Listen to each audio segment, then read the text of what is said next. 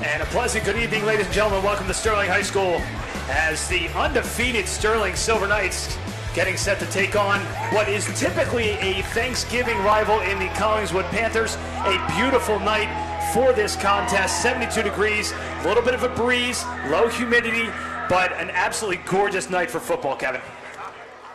Yeah, you look at the West Jersey Football League standings. Delran at the top 1-1, then Sterling at 2-0, followed by Haddonfield, Collingswood, who we should obviously see tonight, and there's West Effort and surprisingly Willingboro at the bottom at 0-2. Delran, Sterling we'll see a little bit later on. But Rob, this is a Sterling team that after two games where they really started off slow, got going and got going in a hurry in this last game at the end of the first quarter, never looked back, and are really a team that's playing with a lot of momentum right now and really feeling good about themselves. Yeah, I mean, you said they started slow. It's really been the tale of two halves to speak of. You know, only shut out at Triton in the first half. And then really that first drive against Florence was really slow, but after that they really picked it up.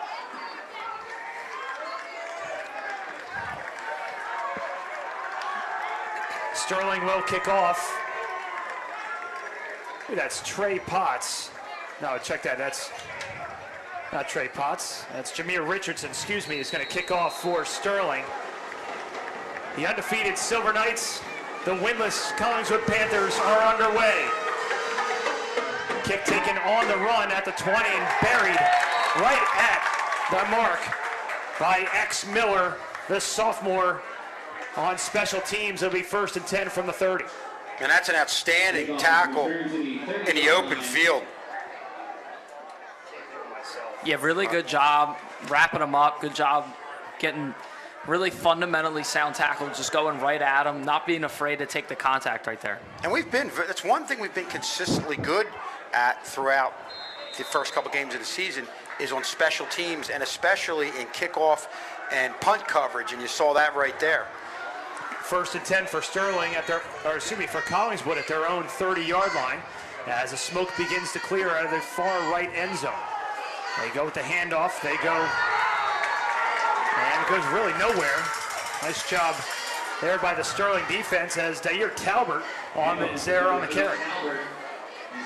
Now, the good thing here is you're seeing a lot of Sterling guys up on the line get their hands on the offensive linemen, leaves good lanes for the linebackers and even the defensive backs to come up and run support and make a play right there. And we talked about it a lot last week. That front seven did a really great job of just being up front and winning the battle at the line of scrimmage, and they won the first battle here today. 2nd down and 14, ball at the 26 after a 4-yard loss. Handoff up the middle again. First man in there for Sterling was Sam Agbesi, the junior. And a short gain, about 5 there. They get back to about the original line of scrimmage, and that's it. And that was a good job of the reserves coming in. You see Trey Potts, the safety, coming in to help out with that tackle. And when you get guys, DBs that aren't afraid to make hits, everybody on the field really looking to go out and put their body on the line. 3rd down and 9 for Collingswood on this opening drive. Operating from the shotgun and looking to pass. Goes across the middle, fires a strike. And they pick up the 1st down, completion to Quentin Moss, a name that we called a lot last year, is back here again for his senior season. Well, that's a big-time throw right there. And take another look at this here. Has time in the pocket, sets his feet, fires a strike over the middle of the field. Read the defense really well, saw the opening, and took advantage. That's Timmy Search, the 6'3" junior. That was a bullet. That was about a 15-yard pass, and man, that was thrown on the line, and it had to be because there was some coverage right there, but he threw it hard into the right spot.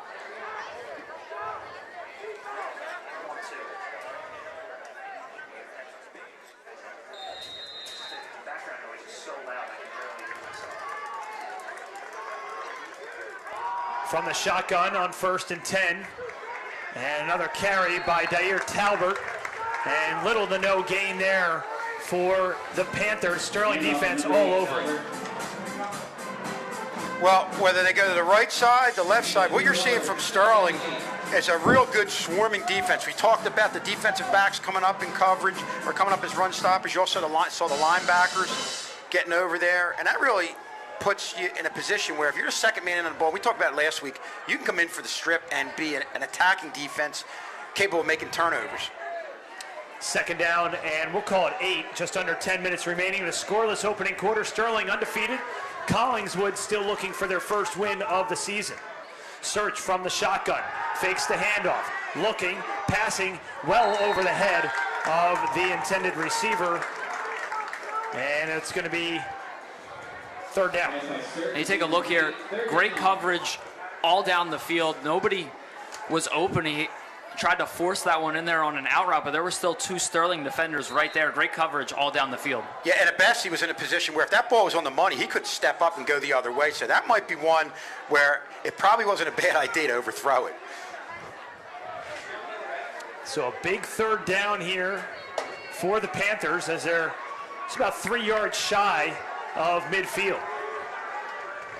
They're going to go trips to the left, right, and 1 receiver to the near side. And Shakur Carter. Search. Looking right, throwing right, coming back and making the catch inside of Sterling territory is Mekhi Bassett. Short of the 1st down by about 4 yards. Here you see Ken Everett coming up there in coverage. Coverage has been outstanding. That ball was a little bit low, but Everett was right there. He was all over it in coverage to make the play. And that was a good job by the receiver there. Tough pass to catch, but he does a good job hauling it in, and then a good tackle there by Deuce Everett to make it a 3rd down stop.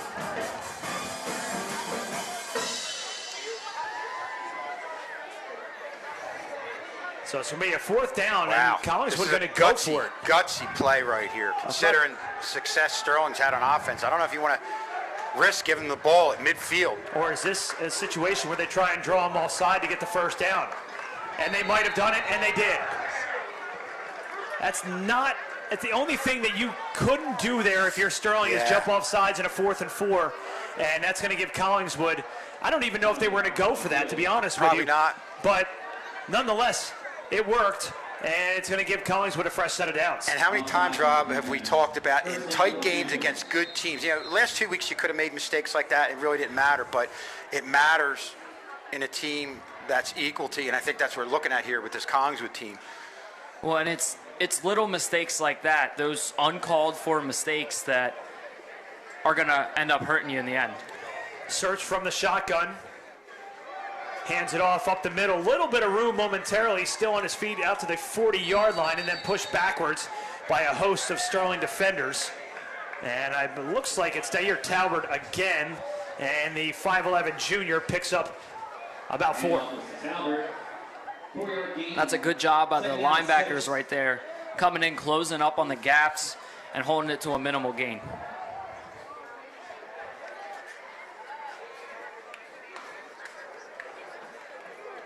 Second down and 6 on the way. Just about 7.5 remaining here in the opening quarter. Search from the shotgun again. He's going to put a man in motion, but a whistle before.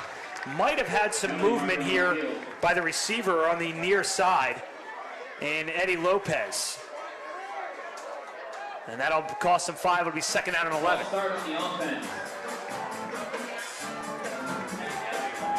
Now Collingswood counters with the penalty. And again, they're the little things that can really come back to haunt you. Yeah, just gotten in motion a little too early there. Backs them up to a second and 11. Now they're playing behind the sticks. Second and 11. They split their wide receivers. 2 in the slot on the near side for Search. On second and 11, Search back to pass. Plenty of time. He's going across the middle. That's hanging up there. Jumping up and trying to make the catch. Tried to climb the ladder and not able to come down with it is Shakur Carter. And it'll be third and 11. And they try and take a shot downfield, but that's good coverage by Deuce Everett. We've said his name a couple times already tonight. Really doing a great job on the defensive end. Yeah, good coverage, but not the greatest of throws. I felt like he had to get that throw a little bit further and give his receiver a chance to run under it. Kind of throw it a little short, and you give the defender a chance to make the play. Yeah, definitely that ball hung up there quite a bit. So it'll bring up a third down and 11 for the Panthers at the 45 of Sterling. Little misdirection here. They're going to go on the ground, and right up the middle, still on his feet, is Mekhi Bassett. Bassett inside the 10. Huge gain on third and long. Yeah, that's the one thing where you're, with misdirection, you can't get your eyes caught up in the backfield and go the way of the fake, and I think that's what Sterling did. And these backs, when they get upfield, they've got speed, and you just give them a little window of opportunity, and you're seeing right there in the replay what can happen.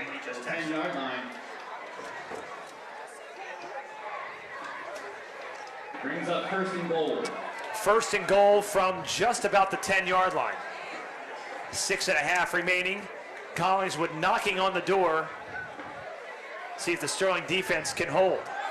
Hand it right up the middle on the draw, and it looks like they went with Tyre Talbert again on the carry. And they did, and he picked up a couple.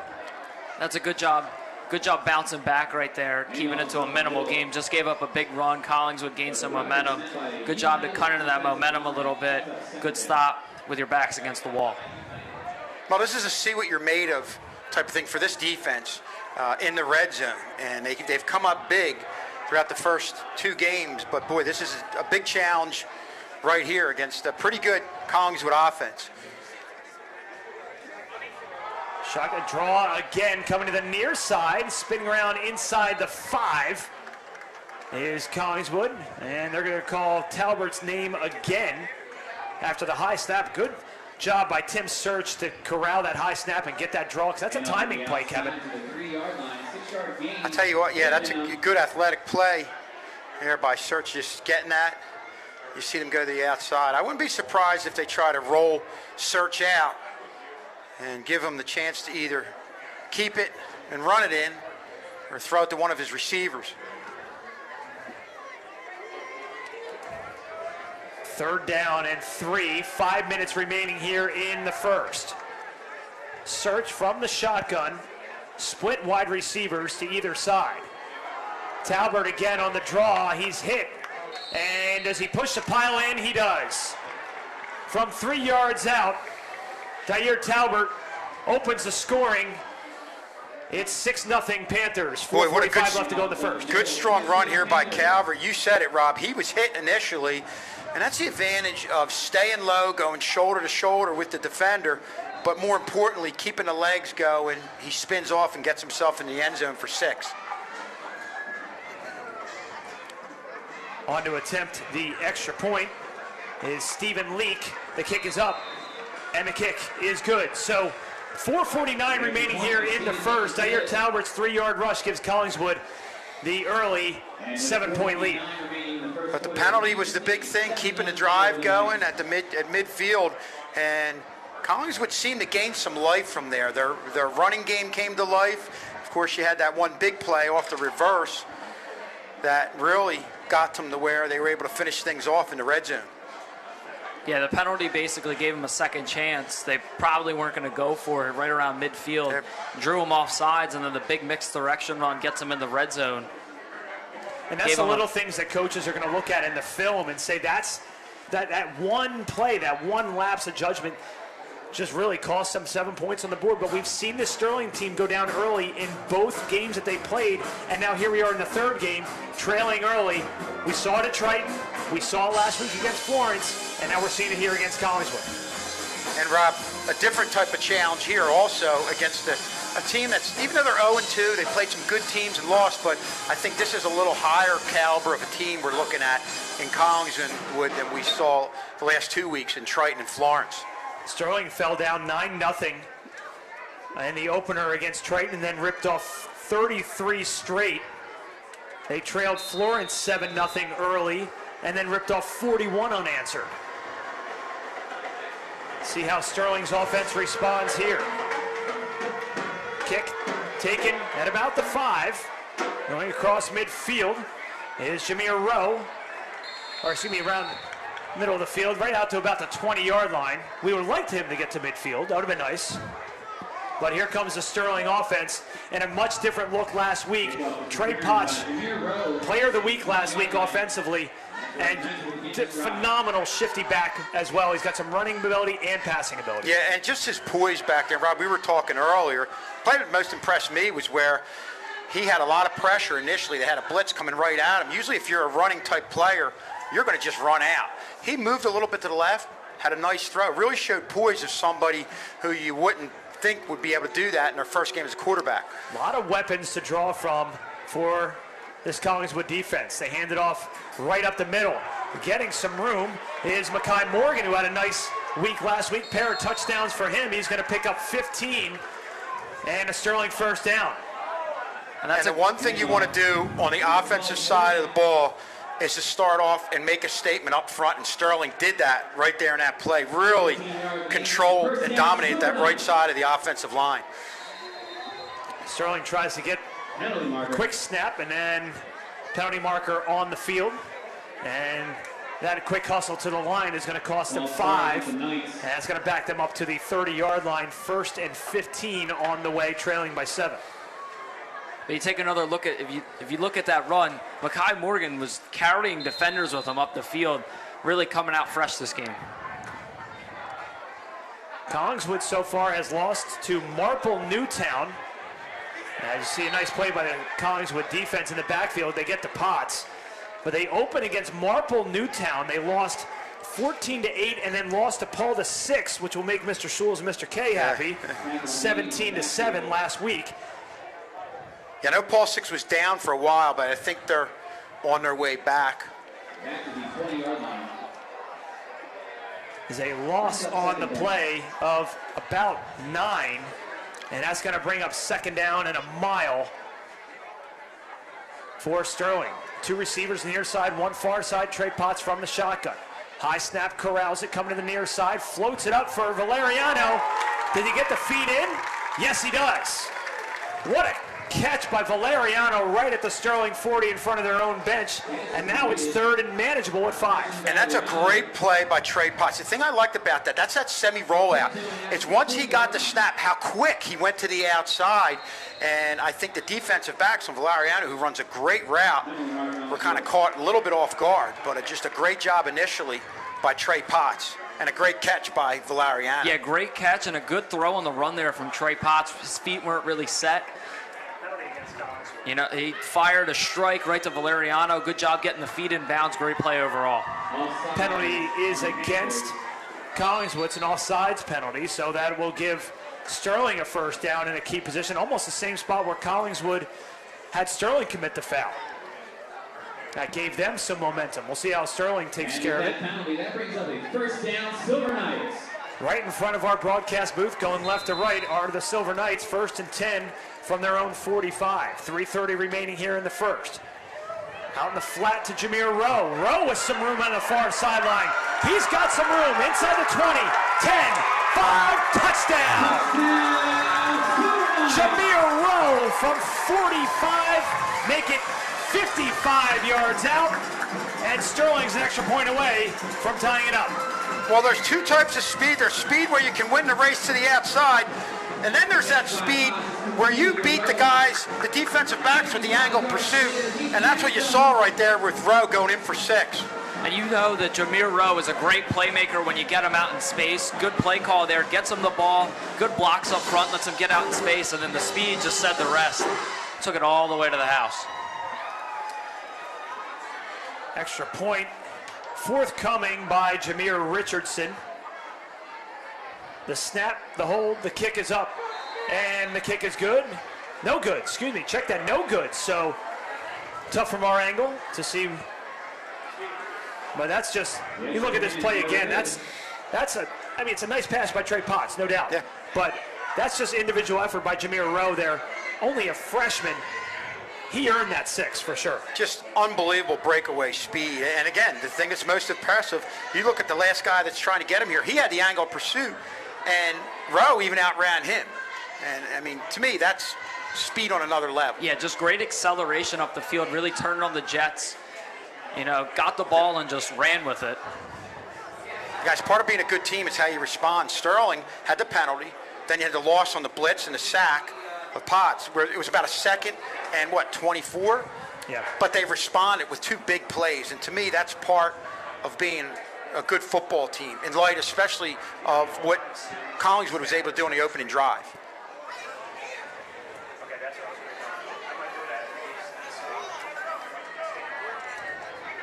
Richardson on the kickoff.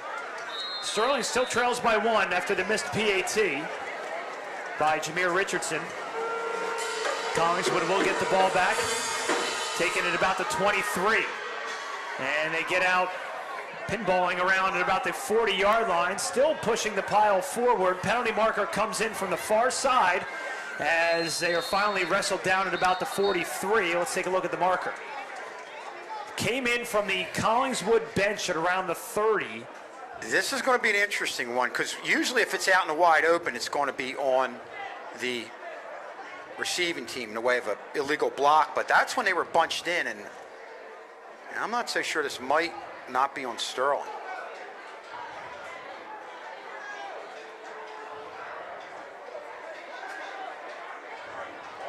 Unfortunately, I was wrong. Well, good for you. Sometimes it's good to be wrong. Right, and this is one of those cases. This is one of those games. I'm sure we're going to talk about this quite a bit throughout the broadcast, guys, that this used to be the Thanksgiving Day matchup, yeah, which is always awesome. And when it's here at Sterling, it's the night, it's Thanksgiving Eve, under the lights. When it's at Collingswood, it's Thanksgiving morning. A lot of alumni back in the house. Collingswood leads the all-time series 29-6-1, but it seems like these two teams win in bunches at a time. It's not back and forth, back and forth, back and forth.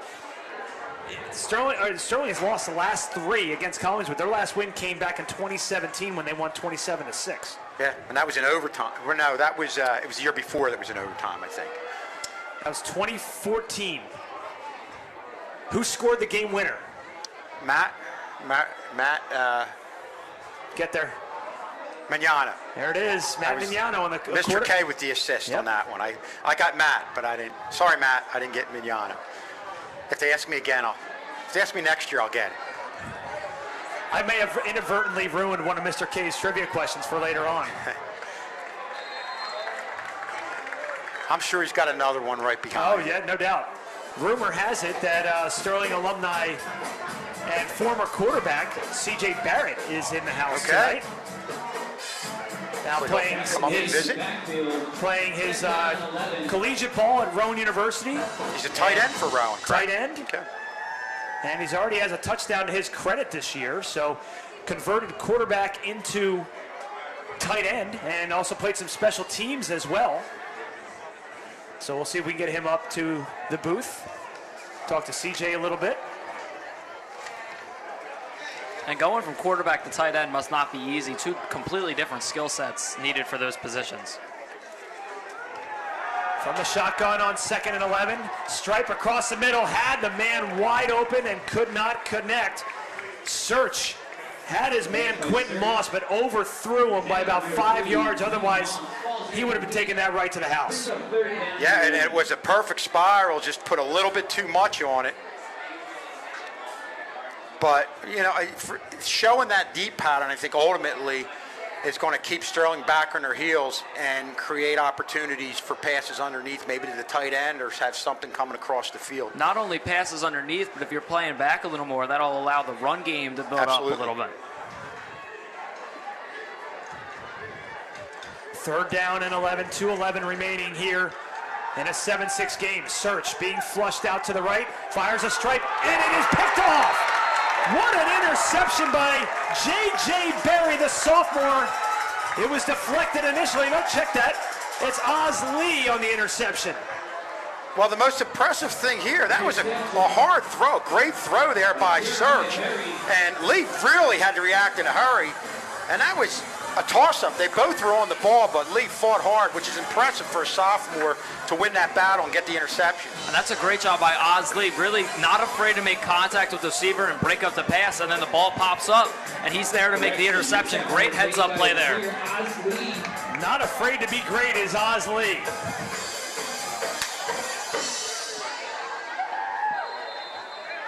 So Sterling with excellent field position.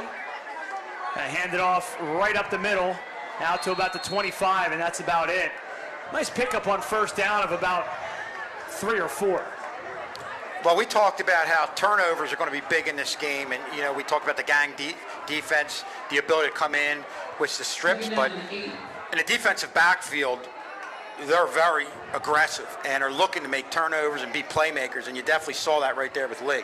Nemo Butler-Mayhew in the backfield to Trey Potts' right. Fumble. Potts picks it up. He's in trouble now, being flushed out to his left. Makes a man miss, and he's not going to get much, but he made something out of nothing, and that could have been disaster for Sterling there. You know, that's what happens when you have a guy like Trey Potts, who's been a 3-year varsity starter. When things break down, he can find a way to make things happen and at least get it back to around the line of scrimmage. Yeah, and he turned a negative play into a positive gain right there. Pretty impressive. Picks up the fumbled snap and just runs it in. Potts looking to pass out in the flat, overthrows the intended receiver. Deuce Everett, the sophomore, went right over his head. And speaking of C.J. Barrett, there's number 15, Tino Severis, wearing C.J.'s number. Yep. Santino, of course, played a little quarterback, but kudos to Collingswood on that play. Great job reading. Even if they were able to execute the play and complete the pass, Collingswood was right there to make the play. 4th and 6, under a minute remaining. 53 ticks left in the first quarter clock. Potts hands it off, and they're not going to get it. They went to Nemo Butler-Mayhew on the read option, and it's going to be Collingswood football at about their own 25. And you see right there, they're not fooled. They ran on the read option a lot last week against Florence, but they hand this one off to Nemo Mayhew Butler, and Collingswood not fooled. Great job reading it. Good 4th down stop. And it looked like what Collingswood did was they shot the gap, playing aggressively on defense, you know, not wanting Sterling to get another score and really take over the momentum in this game. But just a great job gaining penetration. That's how you stop Sterling, is getting in the backfield and really mixing things up. Not only was it a great stop, but they were just thrown out there fresh off a turnover. Yep. Search from the shotgun on 1st and 10 after the turnover on downs. They hand it over to Talbert, and Talbert tries to go off the left side. Not much doing there for Dyer Talbert, the junior who scored the touchdown from 3 yards out earlier in the quarter. And Schulz, you talk a lot about the gang tackling. This is another example. 3-4 guys right to the ball carrier. They're all looking to stop the run right here. So important to control that line of scrimmage. And you saw it right there. If you're a linebacker, you've got bodies coming at you. It's so tough to step up and make a play, but when they're controlling the line of scrimmage, it gives you that room to operate, and you're seeing that with the Sterling defense.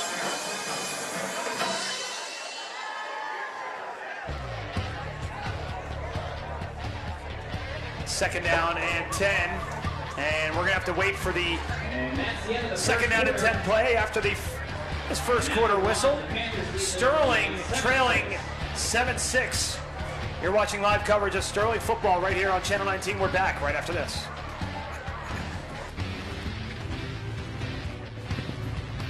Trey had a tremendous effort on both. What's up? I'm DJ Wagner, and I play for Camden High. I got vaccinated against COVID-19 so I can protect my teammates, coaches, family, and friends. I got my shot because I know the truth. The vaccine works and saves lives. With the Delta variant spreading, we need you to get off the bench and get in the game. No excuses. The vaccine is the best way we can protect our community. This is your shot. This is your shot. Make it count. For a list of free vaccination locations, visit CamdenCounty.com/vaccine.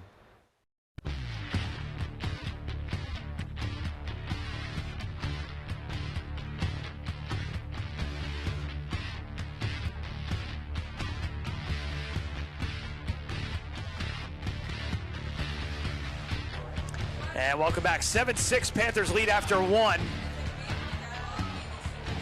And it's been a very, very entertaining first quarter. Sterling, had they converted on the extra point, would have tied this game, and we would have been at 7-7, but no such luck. It'll be second down and 10 for Collingswood on the turnover of downs. So Schulze, so far, gotta like what you see in a rivalry game. This is what you expect out of both of these squads. Back and forth game. Both teams are making a lot of plays. You can see the game could really end up swaying one way or another on a turnover. We saw mistakes kill Sterling earlier with the penalty. Search from the shotgun on second down and 10. High catch, or high throw rather. Looks like he caught it. And they went to Shakir Carter, who hauls it in. What a catch by Shakir Carter off that far side. Search put it up a little too high, but he went up. Big 6'2" sophomore went up and got it. Yeah, that's always good on the high school level when you have receivers that can win that one-on-one battle. One more look at it here. Great view from our field level camera. A bobble and a catch. This will be third down and we'll call it 7. Short 7, long 6, whatever you want to call it, Schulze. What do you say? I say short 7. All right, I like that. We'll go short 7. Search is going to put 3 wide receivers to his right. Look that way, throw it into the flat, and it is dropped. Quentin Moss had it in his hands, but good coverage by Sterling as they were all over it for the coverage. Well, you see in the replay here, good coverage, good team defense because they really got out there on the outside, didn't allow Search to get those extra couple steps, and of course, defensive back right there was right there to make a play. Just a great read and a great job by Sterling defensively. So fourth down and 7. And it looks like the punt team's trotting onto the field slowly.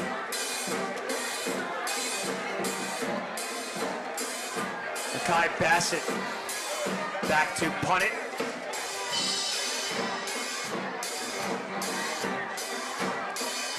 Bassett gets it away, and it's a boomer. And it goes over the head. That's a live ball, and Sterling is in right place, right time, as Deuce Everett falls on top of it. That's one of those ones you got to, it can sail on you a little bit. And I think that's what happened there with the catch by the return man. If you want to get a copy of this event or any event right here on Channel 19, you can do so. Just $20 per event, $3 for the mailing. Postage is always important. Name of event, and send it to us here at Sterling, and we'll take care of it. First and 10 for Sterling. Trailing 7-6 here, 11:06 remaining here in the half. Potts from the shotgun. Quick pass out into the flat, and it is dropped. Looking for Mekhi Morgan. Timing a little off there, Kevin. Yeah, a little off, but we talk about defenses making good reads. We've seen it from both teams here throughout the early part of this second quarter. You look at Collingswood with a four-man front, read that, and it got people to the outside. You see them swarm the outside right there. I think if Morgan even caught the ball, he had a lot of defenders right in his face. Yeah, I think he could have probably made a solid game right there. Timeout Collingswood, their first. 10:54 remaining here in the first half. Collingswood leading 7-6, Kevin. And we said this last week towards the tail end of the Florence game, and we talked about it during the week as well, off mic, about how important this game is for Sterling, given the schedule that they have coming up. Oh, no question. And you can see right now, this is a game where it's really two evenly matched teams. Both teams are able to make plays defensively. They've moved the ball on offense. They've sputtered a little bit, but have shown the ability to get upfield and make big plays. And I really think turnovers and penalties could end up being a big key as this game wears on. Take a look at that schedule. On the road next week at Paulsboro. That's a Saturday, I believe 11 a.m. start, and then 2 straight home games. That is the final 2 home games of the season for Sterling. Delran, and then West Effort.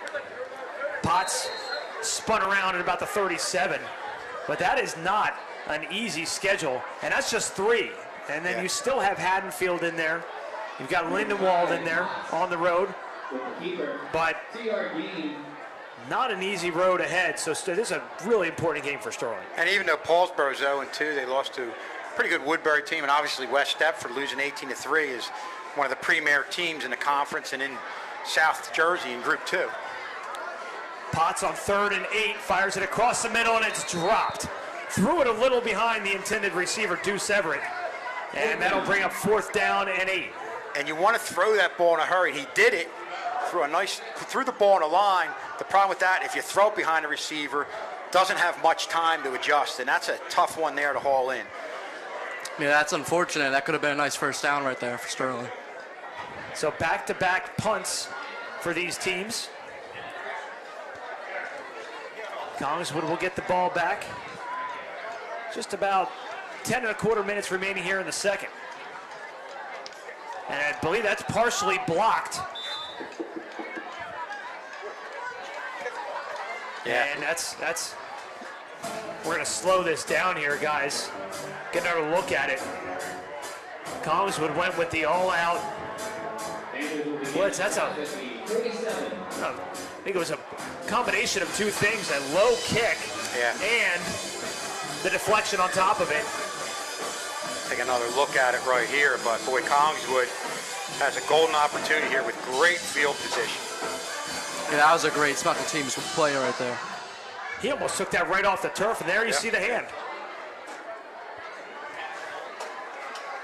Looks like that was Quentin Moss that got his hand on it. And that gives Collingswood excellent field position near midfield, leading by 1, 1st and 10. Search from the shotgun. Going to pass it out into the flat and hit immediately in the backfield. What a hit by Nemo Butler-Mayhew on Quentin Moss. Another great read. You see him come up here, not only quick, but under control, hit and wrap.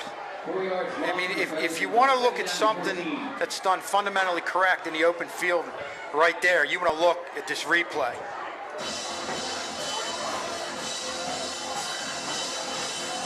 And this is a receiver that has the ability to catch and make people miss. So that's just an outstanding play in the open field by Mayhew. Second down and about 13. Trips to the near side for Search. Search, plenty of time across the middle, deflected. And right in the middle of the field by Nemo Butler-Mayhew. And it brings up 3rd and long. 3rd down.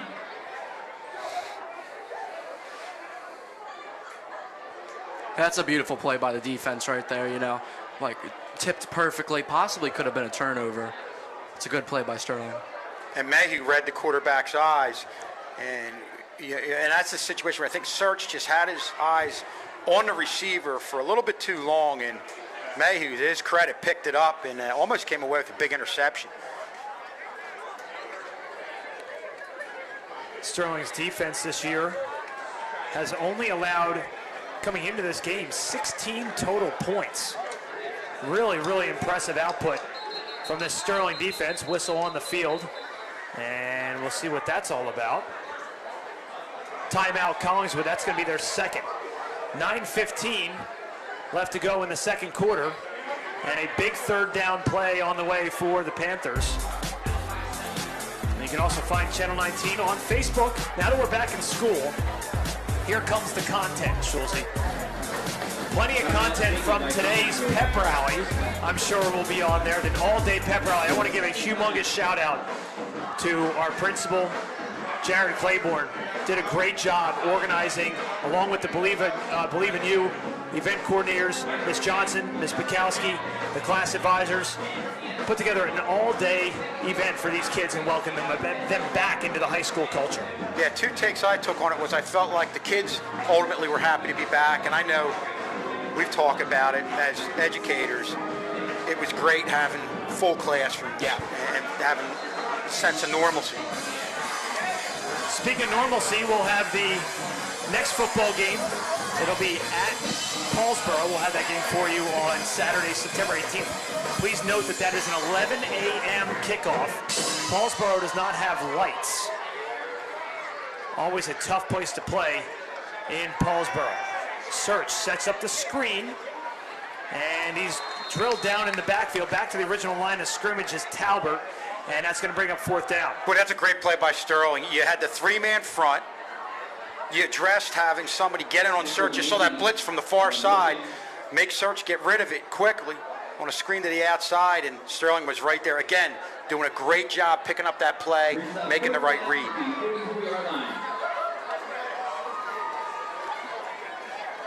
So it's the third straight punt that we have seen after a very, very quick start offensively for both of these teams. It looks like this game is kind of settled in. High snap goes over the head of Bassett. Bassett looks to pass, and it is going to be in and out of the hands. Oh my goodness. Javon Little's going to want that one back. He had it at the 30, in and out of his hands. That had a chance to be a great play on special teams. Turned from a mistake to a beautiful play. And Jameer Rowe was back there, but he kind of misread it and stepped up a little bit too much. And boy, that was that's a break for Sterling there, no question about it. And even if Sterling picks that off there, that's just as good as a punt. Right. So you might as well. Yeah. But this. Yeah, wow. This. Penalty markers all over the field here on 1st and 10 from the 45.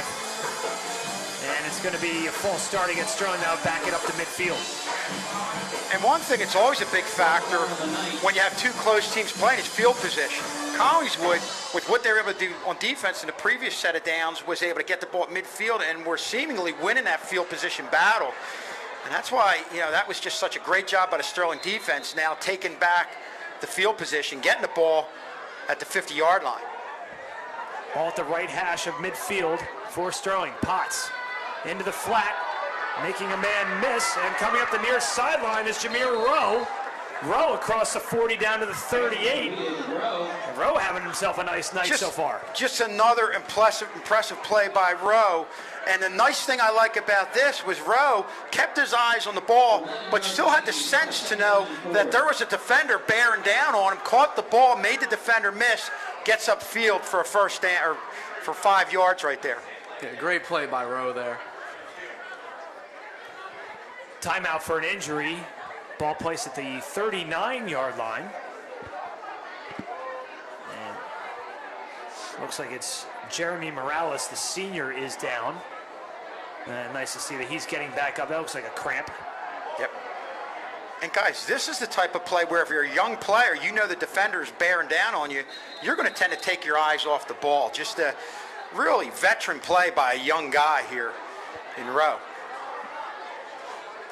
Rowe has himself probably about 60 yards of what they like to call yak, yards after catch tonight. Second down, and we'll call it 5. Potts hands it right off, up the middle, goes to Bassett, or excuse me, goes to Butler Mayhew, ball comes out. And Sterling able to jump on it real close to a first down. Man, are they lucky there as the ball pops out right at the end. Yeah, there were multiple attempts to strip that ball, and guys, that's something Collingswood's known for, is if they're the second or third man in on the ball, they're going to try to go for it and get that turnover. Yeah, great job by Sterling. Way to turn a mistake into, not a mistake, way to jump on that ball and be quick with it. Third down and 1. 7:10 remaining here in the second quarter. Sterling trailing. And another penalty. And I think you said it there, Susie. 3rd and 1, and now you got a 3rd and 6, and it's a completely different playbook. They're the little things that we talk about, and where a lack of discipline can really haunt you, and that's 3rd down and 6, the 40-yard line. That's a big play. Big mistake there.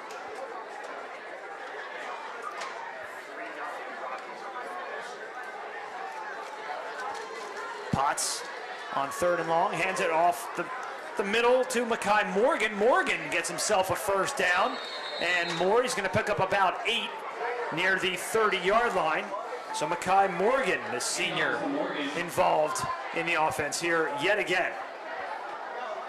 Had 2 touchdowns last week. Well, just a quick play. They accelerate, get to the line of scrimmage in a hurry, and get that big first down. Potts again from the shotgun, looking right this time. He's going to float it off into the flat. Morgan not so lucky this time, as he is buried for about a 5-yard loss. Little indecision for the first time that we've seen from Trey Potts. It was, but I think the pass originally might have been designed to go further out. But one thing we've been seeing from both teams defensively is the ability to stop that play on the outside, to read the screens, and it just has a lot to do with what these guys have done from a standpoint of preparation coming into this game. Potts from the shotgun gives it off to Morgan. Morgan makes 2 men miss, but not the 3rd. Great tackle by Mekhi Bassett. Mekhi Bassett's having himself a nice night too. That's a name that we've been calling for the last several years for Collingswood. Absolutely, and you see, when you make people miss, a couple people miss, if you're getting upfield, you're going to have the defense back on your heels. But when you're going laterally, you're giving the defense time to recover, and I think that's what happened right there for Collingswood. Mekhi Bassett, no joke, stands 6'5", 220. Wonder if he's getting any collegiate looks this year. 3rd, and we'll call it 14. They hand it off to Nemo Butler Mayhew. Doesn't get much there, and that's going to bring up 4th down. You're kind of in no man's land here. Punt doesn't really do anything unless you're playing the field position game here with 5 minutes remaining here in the half. But Sterling quick to the line, and looks like they're going to go for it.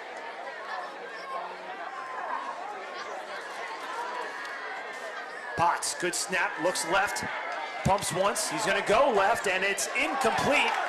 Penalty marker thrown. Looking for Valeriano, but this could be a pass interference call on Collingswood. Yeah, it looks like they got a hold on Valeriano coming in for the play. It was Talbert that was there on the coverage. Look at it.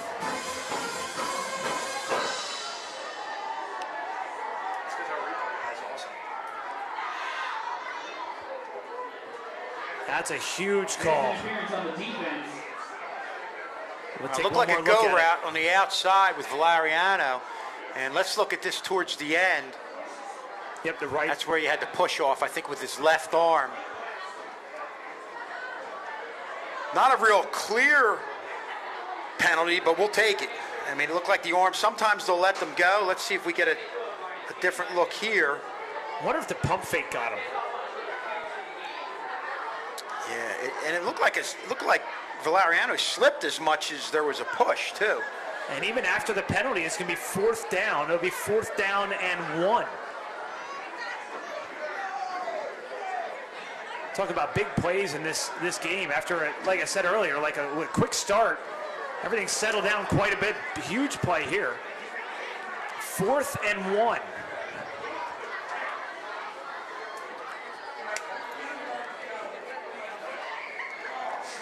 Yeah, but Sterling down 6-7 here. They have that pass interference call really gives them a chance to possibly score. Got to get the first down first. I think the officials are going to talk about this and figure out. They might even bring out the chains on this.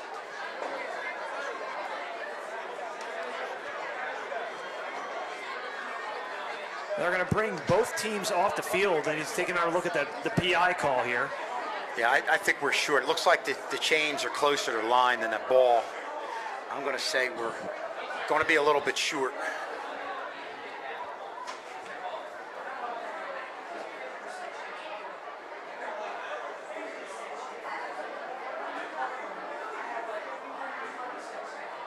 Yeah, about a ball and a half. Yep. 1 for 1 tonight, Schulze. Well, this is where, with what Sterling's line's been able to do, you have to feel like you have a good shot. I wouldn't be surprised if they just had Trey Potts try and get it, lean forward.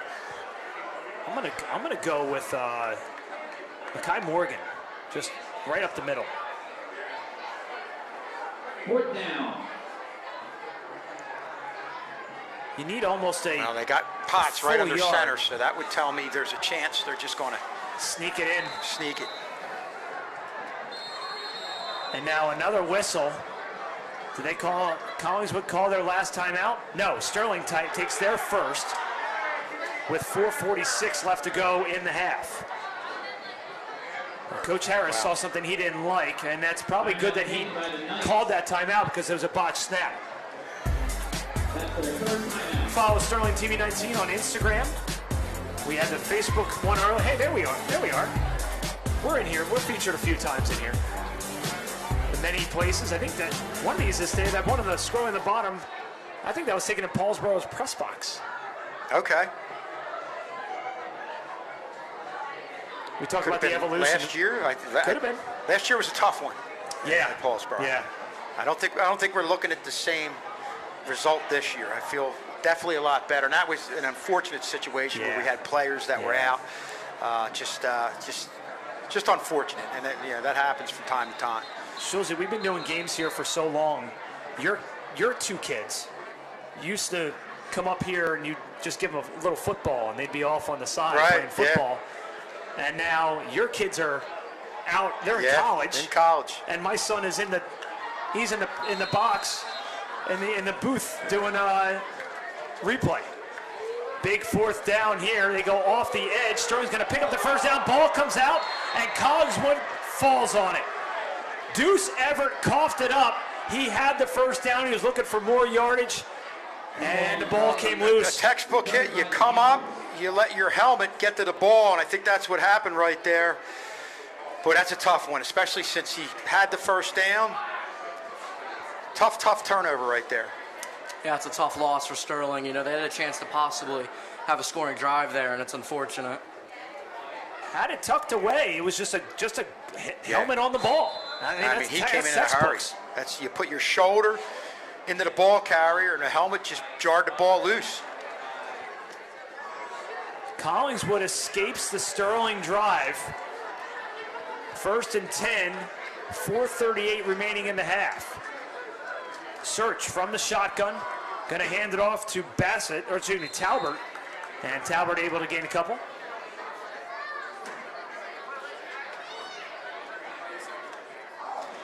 And one just quick observation, when you're looking at these 2 teams, they're always the teams that are kind of on the second level when you look at the caliber teams in the Colonial Conference, with obviously West Deptford, Haddonfield being at the top. But I just have the feeling that both these teams, regardless of what happens tonight, are going to challenge those teams a little bit more this year than they had in previous years. Gain of 1 by Dyer Talbert. 3rd down and 9. Clock continues to roll. Collingswood 1 timeout remaining. Sterling still has a pair. Search from the shotgun. Search. Looking left, throwing left, has a man. What a beautiful catch. Over the shoulder catch by Eddie Lopez inside the 45 in Sterling territory. Well, they flooded that area with 3 receivers to the outside, all 3 going with a go route. And boy, that was just a perfect throw and an even better catch there for Collingswood. In stride over the defenders. I mean, that's a beautiful, beautiful pass by Tim Search. Probably about the 3rd time we've seen Collingswood not be afraid to go up top for the big play. Kind of overthrew one, threw one short, but boy, did they connect on a big play there. 3:36 remaining. Collingswood on the move. Search from the shotgun. Hands it off to Talbert. And Talbert able to get out to about the 35, gain of 5.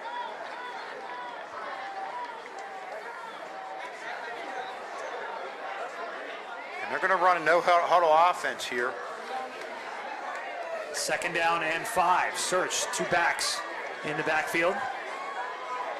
Back to Talbert again. Talbert sneaks across the 35, down to the 30, and it should be enough for a Collingswood 1st down, and it is. Now, you always talk about what a big play can do and giving your team momentum, and it's really led to, on a couple plays right here, the offensive line really controlling the line of scrimmage off on that left side, and a nice individual effort, too. Do not forget to get your 50-50 tickets. 2 for $5. Under 3 to play. Collingswood leading by 1, looking for more. And they're also looking for their 1st win of the season. Search. Back to pass. He pumps once. He's going end zone, and it is over the head of the intended receiver. He was looking to connect with Shakur Carter, and again overthrew him. Well, that's one where you had double coverage, and you probably want to throw it. If you're going towards the end zone, you want to throw it to where either your receiver can get it or nobody can, and that's what he did. Shakur Carter, 6'2", 185. He needed to be about 7'2" on that one to even have a shot. I did see a Manute Bowl jersey out there. You think he would have gotten it? How tall was Manute Bowl? 7'6", something like that? Something ridiculous. They go to Quentin Moss, penalty marker thrown off the left side of the line. And we'll take a look at the penalty.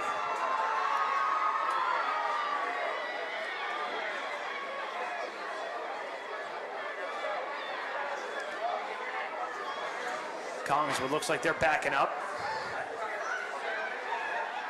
It's going to be a hold against Collingswood. That should help Sterling. Let's see if we can find the hold. Right there. I think they got 6. That was Mekhi Bassett, I believe.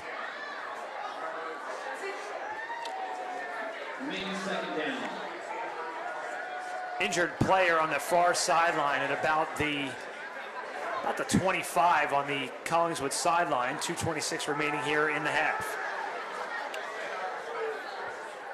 You know, I gotta say, Collingswood's doing a great job of running the ball. You know, there's back-to-back run plays earlier, and regardless of the flag there, that was a solid play by Collingswood.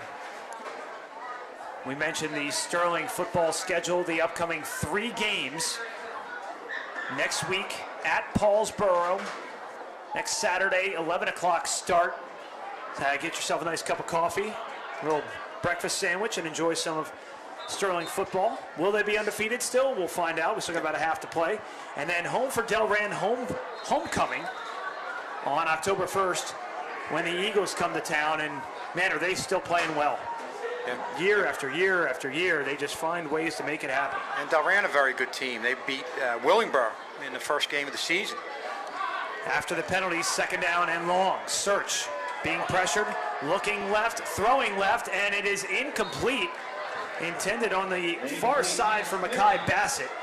And it'll be 3rd down and long. Another play, but what you're starting to see also, you see a play right here. They had the go route on the left-hand side, but also had somebody coming underneath. And I think eventually, and I know Jacob was talking about, and rightfully so, that long pass is going to open things up for the run or an underneath pattern. And look for Search eventually to take advantage of that. You can see Search putting up his left hand there. I think he knew that he overthrew it just a little bit there. Yeah, it's unfortunate. You put a little more, too much juice on that ball. So big 3rd down here for Sterling's defense. They stop him here. They got a chance to run their 2-minute offense. Search in the flat, deflected off the helmet of Dyer Talbot. That hit him right in the face mask. Whether it's a run, a pass to the outside, or a screen, the Sterling linebackers and defensive backs have done an outstanding job throughout this first half in reading that play and coming up and reacting, and you definitely saw that right there. Yeah, quick reactions there, Tried to add pressure, and it was unfortunate that pass was just a little too high. Decision time here for the Panthers. Do they go for it? Do they not go for it?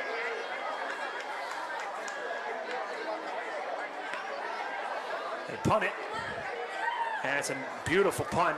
Going to take a Sterling bounce and be down at about the 15.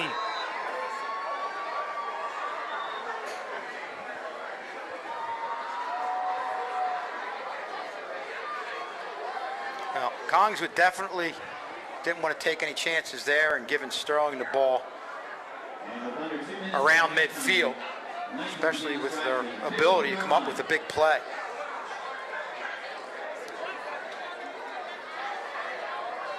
Coming up at halftime, the special feature right here on Channel 19, Trey Potts, the featured player in the Courier Post this past week as a player of the week. So make sure you stay tuned for that. There he is right there, Trey Potts. Had him in class multiple times. As good as a football player and as good of an athlete he is, a real nice kid too on top of it. Phenomenal. Complete package. Yep. No doubt about it. And we mentioned this, we talked about this earlier in the week, how much he, to me, resembles Darren Sproles. Yeah. And unbelievable. Just a true playmaker. Had him up here in the booth last year. Helping to call some games, and Sterling going to keep it on the ground with Mekhi Morgan. Sterling, a pair of timeouts, 100 seconds remaining. And we're going to get a timeout. Yeah, I got to say, both Sterling and Collingswood doing a great job of running the ball. So that timeout comes with 1:35 remaining. And Sterling facing a 2nd down and a long 7. Yeah, hopefully Sterling can drive down the ball, possibly get a nice field goal to give them the lead. Take another look at the Colonial standings. You see Delran 1-0 in the conference, which is why they're on the top. They still have 1 loss overall. Sterling looking to remain undefeated. Haddonfield, they play West Deptford tonight at Haddonfield. That should be an interesting game, which it always is. You always see them in the South Jersey Group 2 playoff mix. And then Willingboro down there at the bottom at 0-2, who we will see later on in the season. You see Jeremiah Thompson there in the unavailable for tonight's game for obvious reasons on your screen there, Kevin. And imagine what this is going to look like when they get him back. Oh, yeah. And then you're using Trey Potts as a weapon in another way. So it's definitely something that's encouraging at this point. 2nd down and 7, ball at the 18, 95 seconds remaining. Handoff goes up the middle. Here comes Mekhi Morgan. Across the 35, down to the 37, picks up a Sterling 1st down. Clock will stop temporarily as they reset the Well, they're chains. going to stay back, kind of loosen things up a little bit. But, hey, Sterling gets the ball to midfield. They can start kind of attacking and going for a possible score here late in this first half. Morgan again. Collingswood All their tacklers now going for the ball. I don't know if you saw that. I was just going to say that. That's the big thing. You've got to tell your backs now, hey, don't go for those extra yards. Go down or put another arm around the ball because we've already seen they come in and they go for that ball if there's a second man in on the hit. They get the snap in under a minute to go, and Potts is going to be slung down in the backfield. And now they're going to take a timeout. Wise timeout there. Yeah, that's unfortunate. Sterling was doing a great job of running the ball up, and then Potts just got stuck up. Number 54 for the Panthers got in there, and that play was busted up. That's Keenan Zellum, the senior. He almost took the handoff. That's just incredible penetration. It looked like they might have had a blitz in maybe the guard center gap in the middle that kind of got that initial penetration. Once you get initial penetration, you make a hit, the quarterback goes back. It's going to give the other guys time to get there and make a play. Just both defenses are just making plays where they've got a lot of guys aggressively going to the ball. I thought we were in for another track meet after the first 5 minutes of this game. Yeah. Sterling going to come out of the timeout. Trailing by one. One timeout remaining and 55.4 to work with. Ball right at the 35, near side hash. Three receivers to the far side. Potts, plenty of time. He's going to throw a ball deep. He's got a man over the head of the intended receiver, Deuce Everett. Sailed that into the Collingswood bench, and it'll be third down. Check that, fourth down. Yeah, that's unfortunate. You know, that could have been a very good big gain, but Potts just put a little too much on the ball. Fourth down and 10 on the way for Sterling, 48.7 remaining. With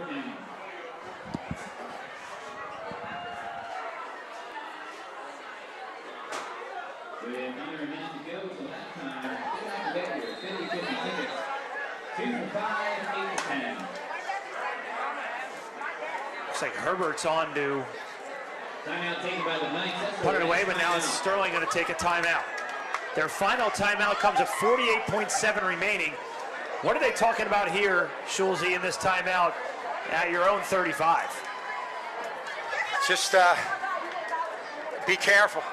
Not to put you on the spot, but I just trying to get all the right personnel on the field. Are they considering going for this here? No, I have a feeling now. This is you got to get rid of this. But again, Collingswood's a team that's going to take chances. And, I mean, we've seen it within the whole series of downs here, where again the second man in's trying to go for the ball, and they're definitely going to try to go for this block. Morgan, I mean, what do you have to lose if you hit the punter and get the penalty? You still, Still really, a punt situation. they're going to.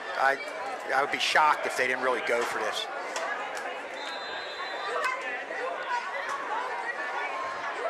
One man deep to receive for Collingswood, standing at his own 40. Low snap, and they do get it away.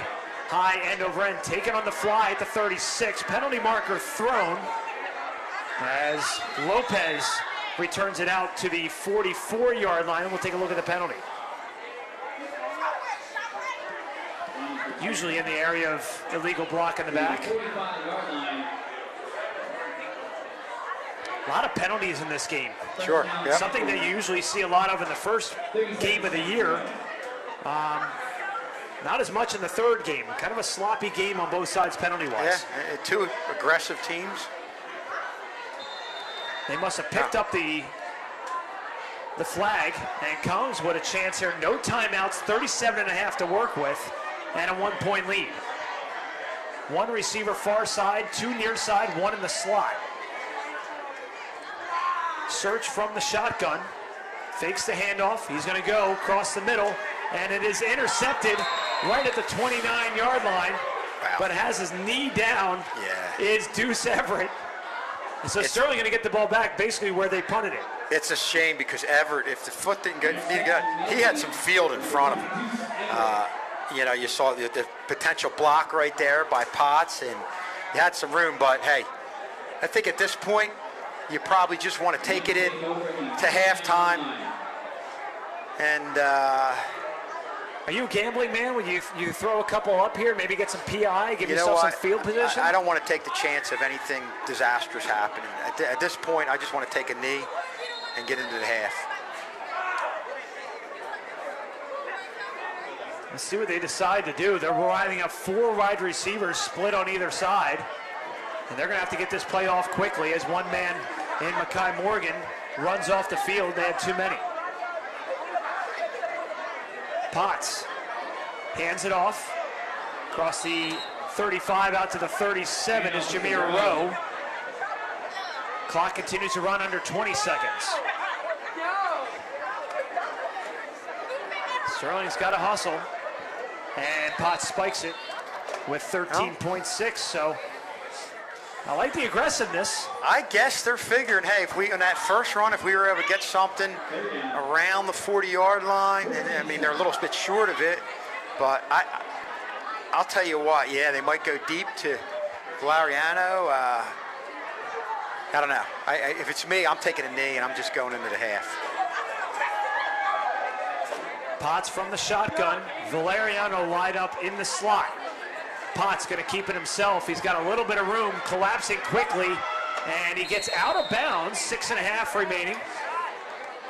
Picks up the first down, but that's not going to really matter as much as the time left on the clock. Well, you can see if they are going to do something, they're going to go downfield. And I think they said to Trey, hey, if nothing's there, don't be afraid to tuck it in. And there's nobody you feel more confident with in just running to the outside and getting to that sidelines than Trey Potts.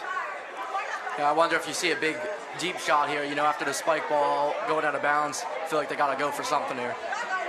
You're not reaching the end zone from here, so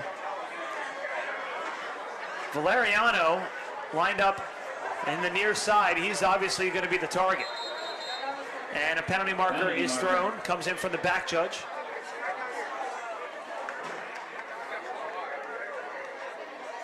That might make Coach Harris's decision a little bit easier. Yeah, How about this 1st and 10 from the 40, from about the 37. Nope, same formation. 1st and 15 from the 37. Potts from the shotgun. Gonna give it to Rowe, and he goes nowhere. And that's how this game will head into the locker room. Collingswood strikes first on a 3-yard touchdown rush by Dyer Talbert. Potts finds Jameer Rowe on a 55-yard touchdown reception. Extra point, no good. And that's all we've got. 7-6 Panthers at the half. We'll be back with second half action right after this.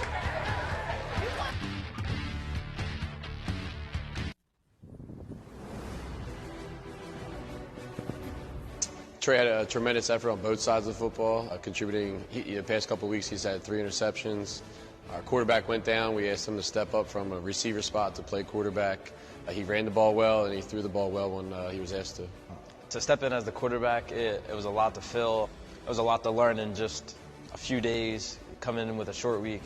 It was a little hard, but I know my coaches. I trust my coaches. I trust my teammates, and I just had to be there for him. So Trey's efforts, on the field, we asking him to be a leader as far as dealing with the younger guys, leading by example in the weight room, at practice, conditioning, effort, and that, he's really starting to show up, talent-wise. When you have talent, everybody looks up to you. So if you're not leading by example, guys aren't going to do the right thing. So we've been asking him to do that, and he's been stepping up, and you can see that's helped us the past 2 games.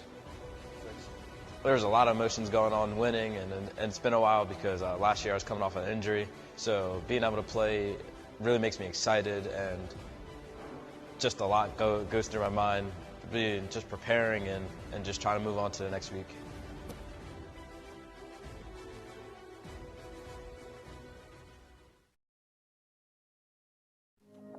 We all have places to go, people to see, and things to do. But while on the move, it pays to be street smart. Summerdale is home to several heavily traveled streets. busy intersections, and bustling shopping centers. When crossing the street, don't take the risk. Always use crosswalks and look for the walk signs. When driving, be aware of pedestrians and always stop for people while in a crosswalk. It's the law. Please pay special consideration when children are present, as well as when our students are traveling to and from school, as many of them commute on foot every day. For all of us, while walking, biking, or driving, please pay attention and put down the phone. In the time it takes to look at your phone, accidents do happen. Let's be safe and recognize our surroundings, as well as our fellow travelers. Summerdale is a proud partner of Street Smart New Jersey's Pedestrian Safety Education Campaign. Learn more at bestreetsmartnj.org. And let's be street smart, Summerdale.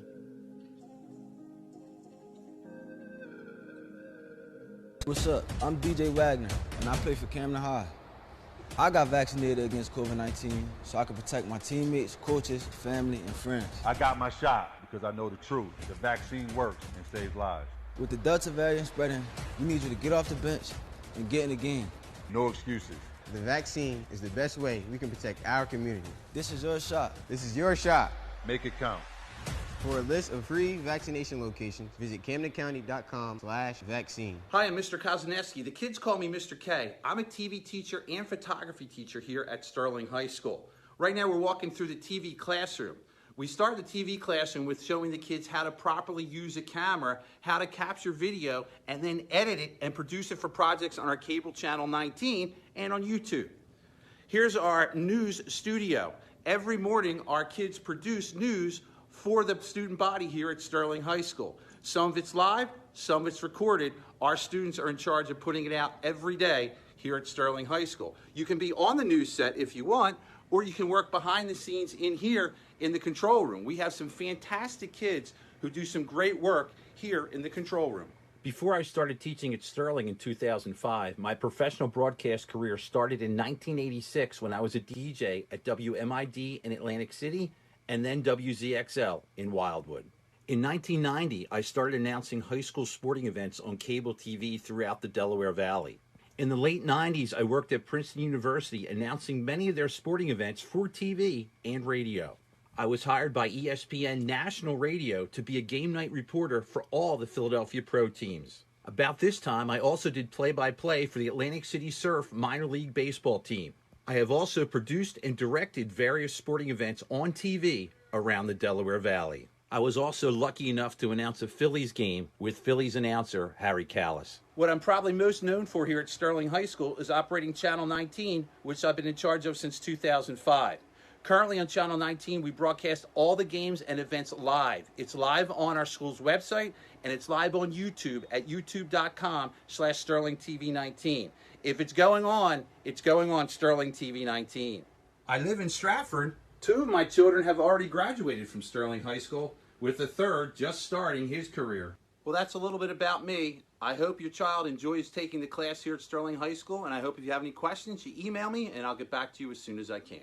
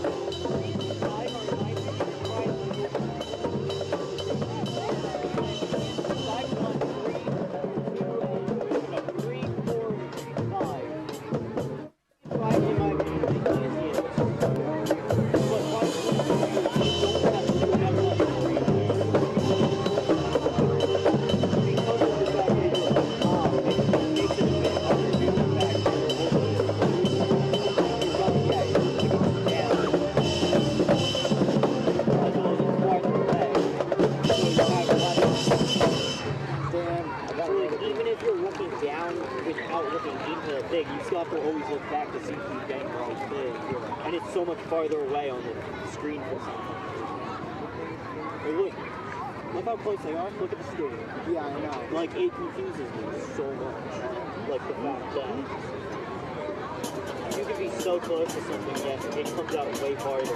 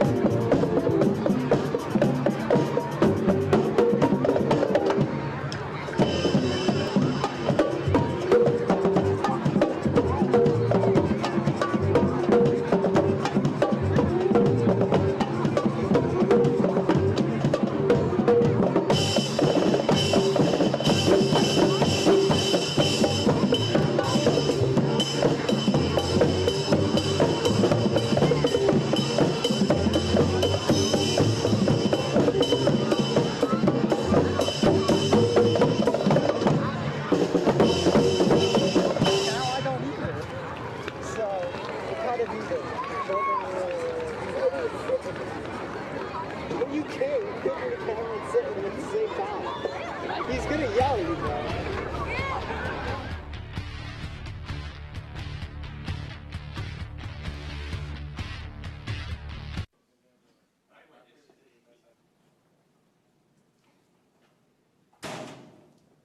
Where were you? You were supposed to meet me at my locker.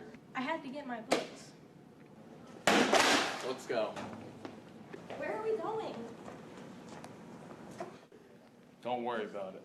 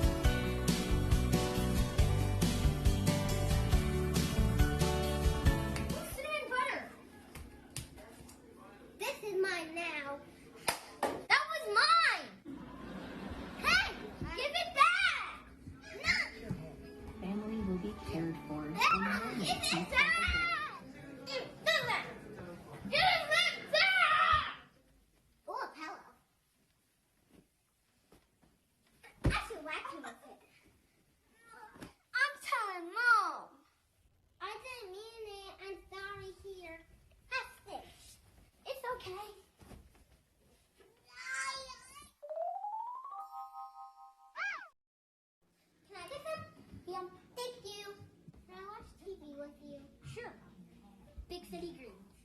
Hey, Leah, you want to play with me? Yeah. Yeah. Can I live with you? Sure. Sorry for being mean to you, Hon. It's okay, Leah. I love you.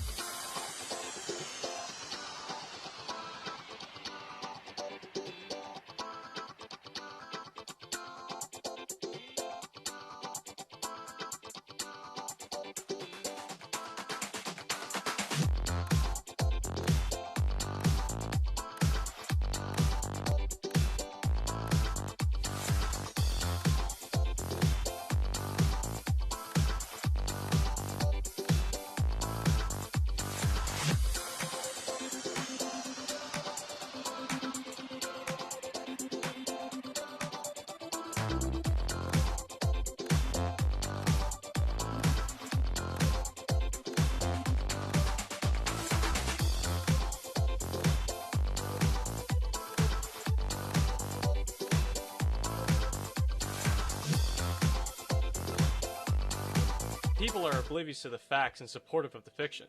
What should you believe? Believe the facts. COVID-19 is a real problem, and here's how you can do your part.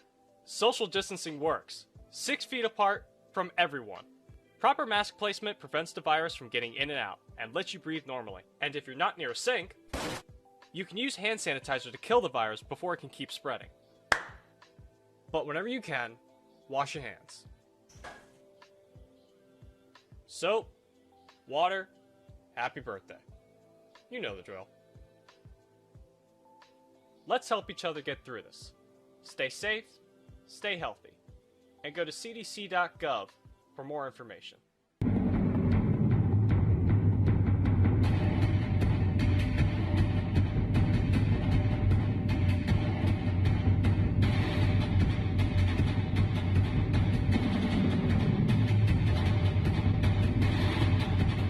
Okay, kiddies, let's film a commercial.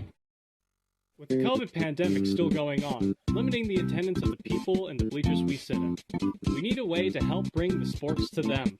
This is where we come in. Tech Crew is as important as ever, and these are the people taking on this important job. We do important stuff for live coverages, home and away, recordings for your family, and college scouting. Important stuff, isn't it? But we need people to help with this important stuff. Who might that person be? Why, to make it simple, you! If you're interested, find Mr. K in room 201 to join the Tech Crew today.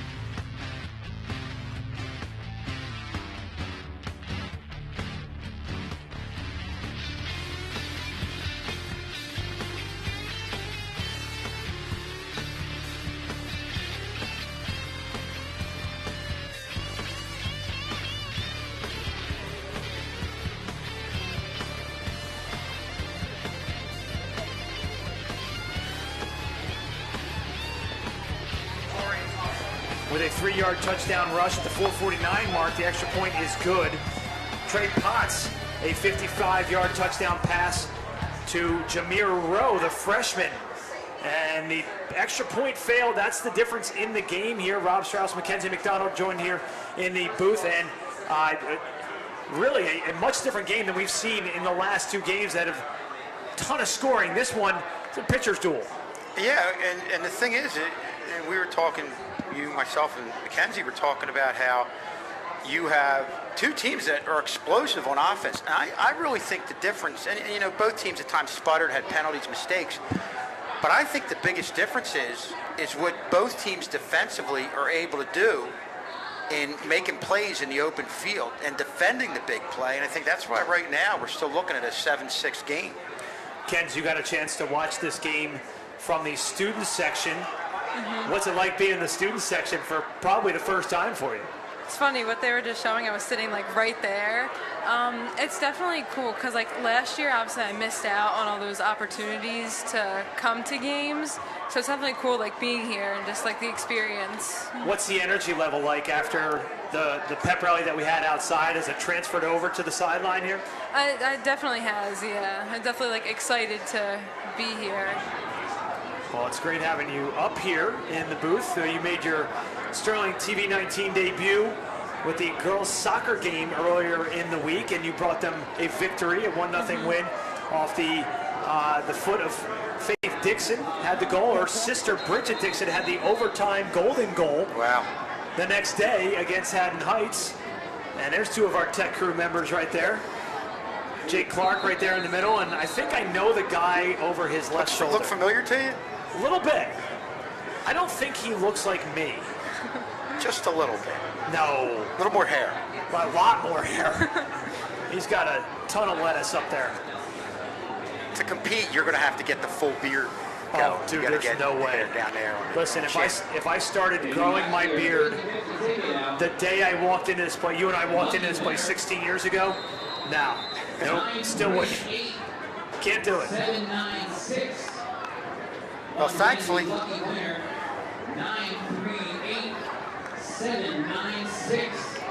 so Sterling trying to make another comeback, this time in the second half. They've come back in each of the 2 games. They will receive the opening kickoff, and they're going to get out to about the 30-yard line. And Deuce Everett on the carry. He fumbled earlier in the game, held on right there.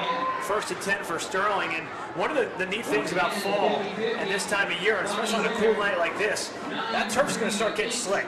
Sure. And I know, we had rain, and typically on that far end to the right side of where we're looking at, we're looking at the 50 right here, down in that far corner is where it can get really slick. 1st and 10 for Sterling on this opening drive of the second half, trailing by 1. Potts going to keep it himself. He's got some room on the near sideline. He's going to look for a block and get one. And that extra block gives another handful of yards out to nearly midfield.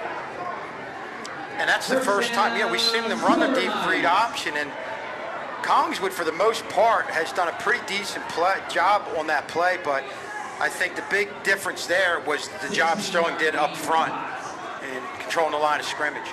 Potts going to call his own number again inside of Panther territory, down to the 48, pickup of about 6.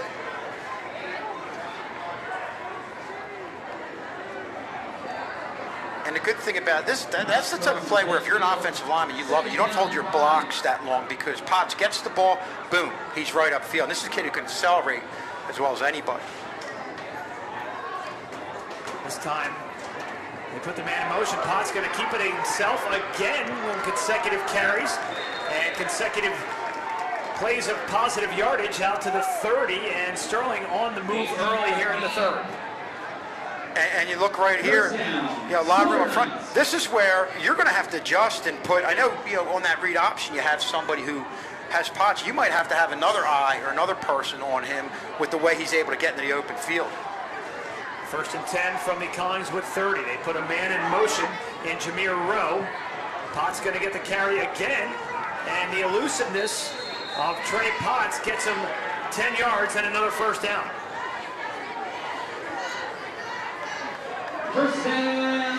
Clearly, guys, you could see Sterling offensively taking over this game right now on the heels of Trey Potts and the offensive line. 1st and 10. Potts not going to call his own number this time. Share the wealth just a little bit. The gain of a couple for Deuce Everett. I think everybody was keying on Potts there. Hey, Mackenzie, talk about, you know, from a, I know obviously you're a soccer player and basketball team, or a basketball player. Talk about what it's like in the second half of the game to start off the second half and have this type of momentum. I mean, obviously that type of momentum to start off the second half is really important, especially in like this type of situation when you're down. Like even if you're only down 1 point, you still have to act like you're down by like 20 to really like keep that momentum going. And I think like Trey Potts, he's definitely like bringing that momentum and bringing them down the field and very efficiently too. And they're simple, basic plays: a snap and just head upfield. Yeah. Would you call him the point guard of the team? You could say that, yeah. It's pretty much what it is. I mean, just watching him. And you talk about adjustments. Now you can see if they, on that read option where you had one person whose job it was to go Potts, they're bringing a second person, and that's why when he goes to the opposite side, now they're able to make a play. So kind of a little bit of a chess game going on here. Yeah. 7-9-6. This is last ball. Potts picks up a couple there. 3rd down, and we'll call it 8. 3 receivers to the far side, 1 to the near side. Potts looking for the play call. He doesn't know what they're calling. Better figure it out soon, and he does. Potts, and that play was busted from the start. A little miscommunication between the sideline and Trey Potts as Bassett breaks up the pass out into the flat and bring up 4th down. And that's a play we talked about defensively. Boy, that was almost disaster right there. But Collingswood's been sniffing that play out all day. Does this go That could have been, could have possibly been, that was close to where it could have been a lateral. I think they might have gotten away with one there, but it's a tough angle. I wouldn't mind seeing Sterling fake that play and try to go downfield. Ball is out. Collingswood falls on it. They would have gotten the ball either way on 4th down. Potts fumbles the ball. Collingswood's going to take over inside their own 20. So what looked like a promising start to this second half for Sterling offensively fizzled out quickly. Saw that he just went down, lost control of the ball, but again, that was going to be a turnover on downs anyway. And hey, give credit to Collingswood. I mean, Sterling ran it down their throats, just was mowing off yards. But football's a game of adjustments. They adjusted, had that extra person go Potts' way, and it ended up getting them the ball back on downs. 1st and 10 for the Panthers. Their first possession, obviously, of this second half. Another high snap, corralled by Tim Search, and they hand it off to Talbert. Not much there for Talbert. Gain of a couple. Tim Search doing a good job back there as that's corralling a handful, if not more, of those high snaps, and really has a lot of good pocket presence back there. Looks very patient, poised. Got to be careful. I tell you what, Collingswood, no matter where they are in the field, has not been afraid to go up top with that go route on 2nd down. So that's something Sterling's got to watch out for. 2nd down and 9 now for Tim Search and the Panthers. Handed off to the back in motion is Quentin Moss.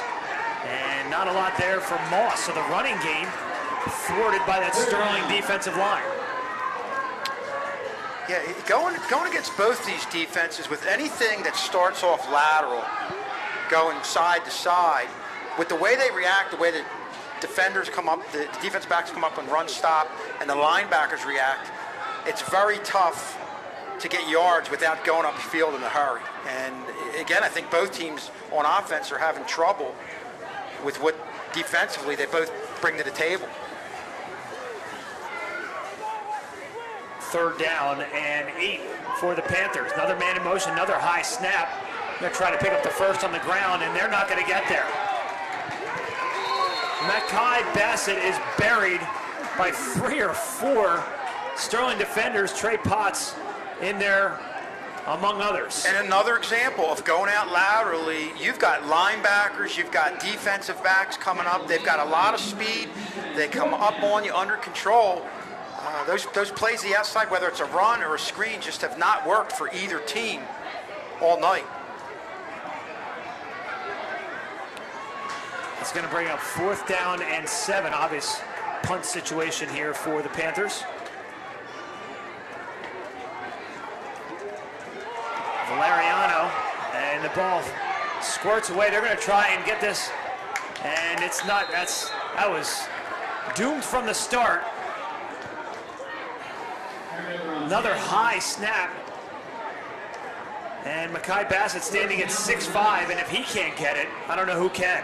And you know, obviously Sterling was probably a little down on that last drive, coming up short, but it ultimately ended up in them. And of course, you had the turnover here, getting great field position. And this is definitely a field position game. Excellent field position here for Sterling to start their second drive of the second half. Handed off near side. Big hit, and a penalty marker is thrown. And some more whistles and probably some chatter to go along with it as Makai Morgan was hit hard.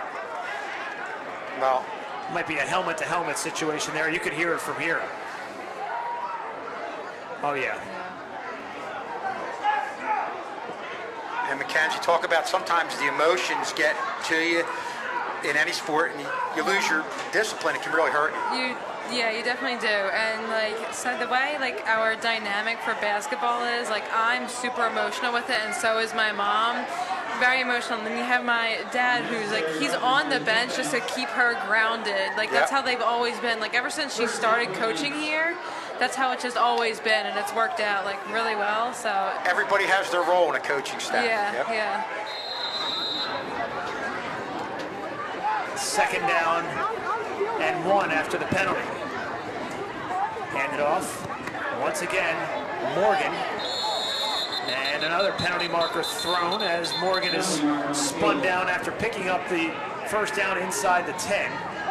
Well, we'll take a look at the penalty.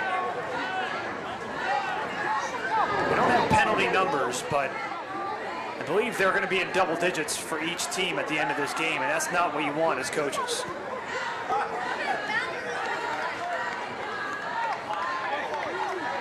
This one's going to go against Sterling. Legal hands against Sterling, so that'll back them up.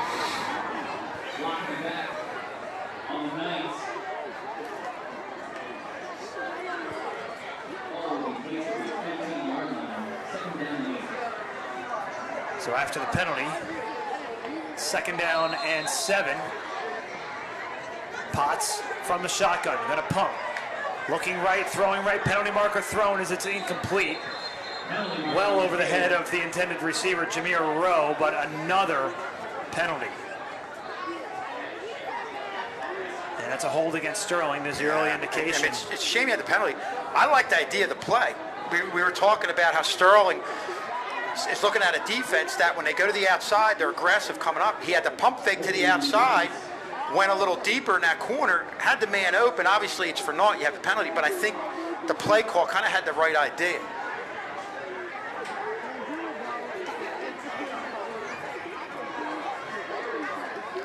So after the penalty, ball backed up to inside the 30 at about the 28. They have to get inside the 10 for a first down. Brings up second and long. Potts from the shotgun being pressured. He's going to come to the near side, put it up, and has his man Valeriano tiptoes near the 10-yard line. He brings it in. We saw it earlier, and he does it again. Well, two things you're seeing here. Trey Potts going to the left side. This is the toughest throw you're going to have to make. Going to your left, throwing right with 3 defenders bearing down on you, and what an outstanding catch by Valeriano, keeping both feet in bounds. Potts quickly to the line. He's being pressured, and he throws it in the dirt. They're looking for Jameer Rowe, incomplete, and that brings up 4th down. Remember, they had to get inside the 10 to about the 6, maybe 7-yard line for a first down. And it looks like they're going to go with a no huddle, not give Collingswood any time to really set up here.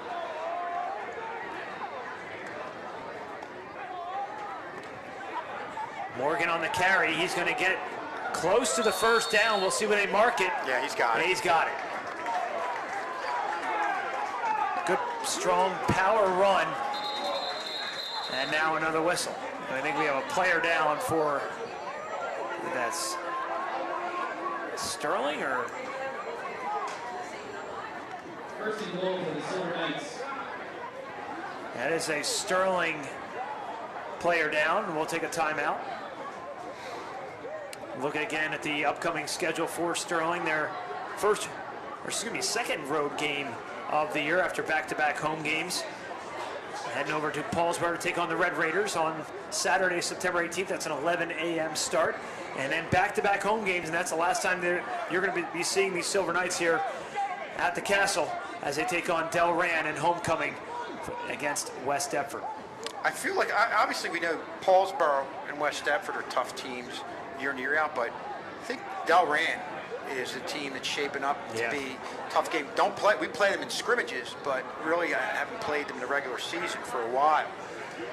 Some updates from around the Colonial Conference, a big Colonial Conference matchup taking place right now in Haddonfield. The West Deptford Eagles trail 14-13 at the half.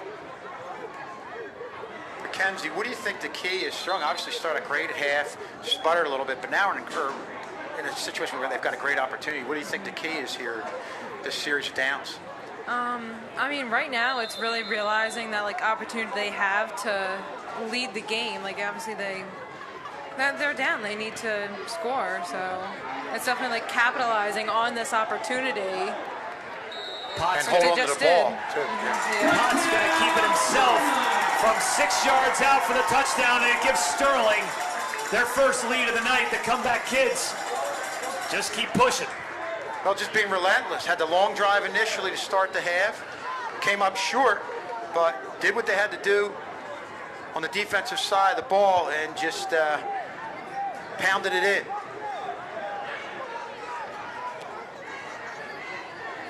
Looks like Sterling going to go for 2 here. Option, and Mackay Morgan in the end zone. 2-point conversion is good. And Sterling leads Collingswood 14-7. 6:09 left to go in the third.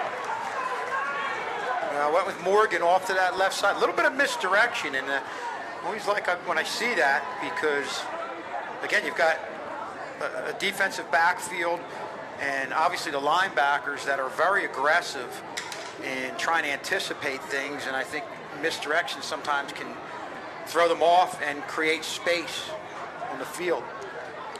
It's amazing how much this team has responded in 3 consecutive weeks after trailing the opening score, and all of a sudden they just flip a switch. It's going to be interesting to see if they can get that switch flipped in pregame and start off strong.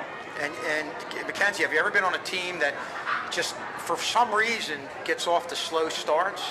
Yeah, I feel like that's been my whole history with sports. I feel like I don't know what it is. I feel like every team I've played on, the second half is always our half.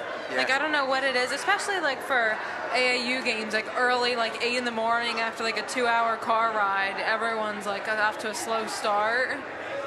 So it's definitely frustrating too sometimes. Is it really about maybe a leader stepping up and saying, hey, we haven't scored in a couple minutes here, a certain part of the game, just stepping up, I'm going to make a play. I want to try and make a play. It definitely is. Once someone starts something off, then the energy starts to pick up. So it really is all about someone stepping up and either making a good play or scoring or just doing whatever. And that goes both ways for basketball and soccer in my experience. Right. And you kind of, to what you're saying, you kind of saw that with Trey Potts, kind of leading the way, starting off the second half. I think this kickoff went out of bounds. That was a live ball, and nobody from Collingswood was there to get it. And I I think it just went out of bounds. Yeah, but that stays in bounds. That's our ball. Yep. Take one more look at it here. Took a weird twist. It's a weird kickoff to begin with, right at the 40. And then it just kind of spins around. You'll see a Sterling special teams player touch it. That's Jameer Rowe. He almost had it, but then it just went off his back and rolled out. So Collingswood's going to get excellent field position and trailing for the first time in this game. Collingswood looking for their first win of the season. They are 0-2, Sterling 2-0. Last year finished the season, did the Panthers 3-4. 1st and 10. Ball at the 41. Search going to hand it off right up the middle. Penalty marker thrown as Talbert gets across. And we'll take a look at the penalty marker. That came in super early, and it's right at the line of scrimmage, so that's an easy call there. A good call here. You see, probably the last 3 times they had the man go in motion, they handed the ball off to him. Here they faked it, gave it to the up back, and I think, again, a little bit of misdirection is kind of throwing each one of these defenses off, but unfortunately, you've got the penalty. Ken's, your whole family is football fans. You're up here rocking the Pittsburgh Steelers jersey. Yeah. How did that come about in your family? Well, my dad's always liked them, and I just we have a joke that he like brainwashed me into liking them, so it's just stuck. And obviously my mom is more like an Eagles fan, and then we asked my sister how she felt, and she said she likes the Eagles more, so we're kind of divided equally. Split down the middle. Yeah. So what happens in your house when the Steelers and the Eagles play? Do you guys watch it in 2 different rooms? No, we all watch it together. So just a lot of animosity, right? Yeah, right. Yeah. So a lot of yelling and screaming at the TV? Oh, my dad freaks out at the TV. My mom does sometimes. It's funny. That's great. Yeah. I tried to get my son to be a hockey fan, and I did. But he's a Pittsburgh fan. Yeah. Oh. So there's that. Which, in this area, doesn't bode very well. But at the end of the day, I look at it as he's a hockey fan. I'll stay quiet on this one. I won't get to what the disaster I have with the Cowboys fan. There's a little Lindros jersey. It's theme night tonight. What's the theme tonight that the super fans have going, Kez? A team jersey theme night. Nice. Got a little throwback Eric Lindros sweater there. I have to work in at least one hockey reference per broadcast. It's in my contract. Handoff to Mekhi Bassett. Penalty marker thrown. And Bassett's slow to get out. I'm thinking there was a hold on a legal block. I'd say. Out there. Definitely wasn't on the hit. Bassett still down on the field at the 35-yard line. So this might add insult to injury. Looks like another cramp.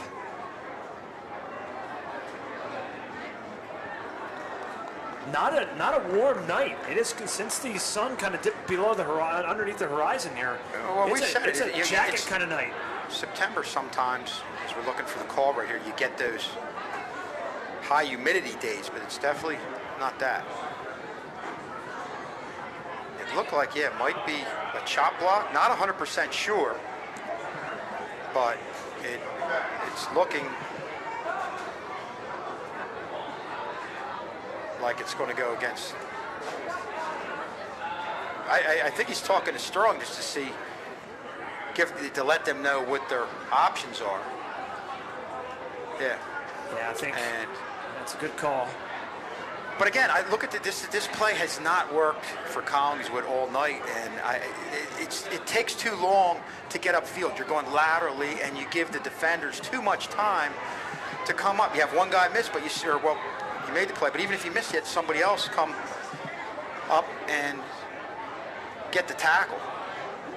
Sterling's just too quick in the defensive backfield and with the linebackers scraping to the outside. Trying to find where this penalty is. I'm looking on the right side of the screen here. Maybe might. Wow. I couldn't see anything there. Mike Afredo, did you see any penalty there? Our soccer guy? He said it. Yeah, and Gafredo's always right, so. You know, We're he all bailed not us out. sure. We're Listen, not sure as a team here. last week he bailed us out with bringing some pizza up here, so he's Key got move. he's got the free pass up here. Okay, let's look at Mr. Gafredo, look at the screen. Help us out here. He's walking away. He's had enough. I don't see that one at all. Probably a little bit to the right out of there. I'm thinking, the only thing I can think is a little bit to the right out of the screen. Something happened. Here we go. This will be a decent shot.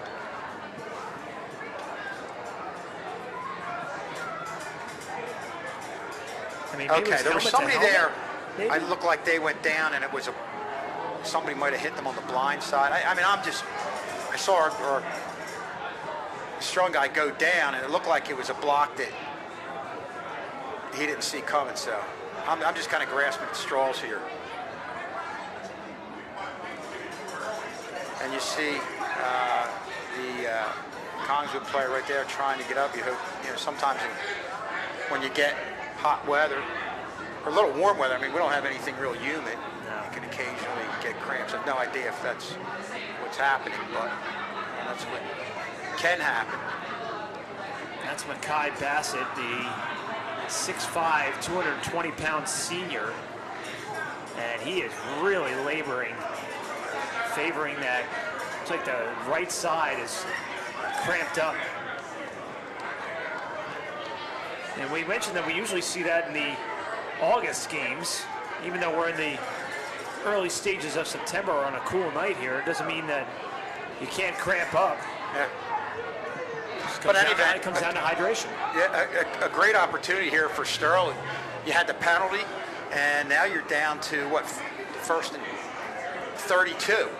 So, when you have a team deep in the end of the field, there's some chances you can take with some blitzes, something to put that nail in the coffin to really take over the momentum in this game that they have right now, but you just really want to take it one step further.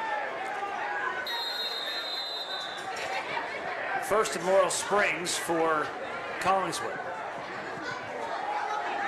And they keep going backwards. There's Jumbo. He's in on it. And it looked like they had a stunt up front. Good job, good quickness there by Jumbo. Did they play? Let's look at it here. This is a great look by our camera guys. And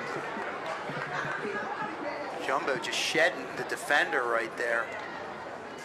We don't have stats on Jumbo in terms of height. And that was just a straight up base dig.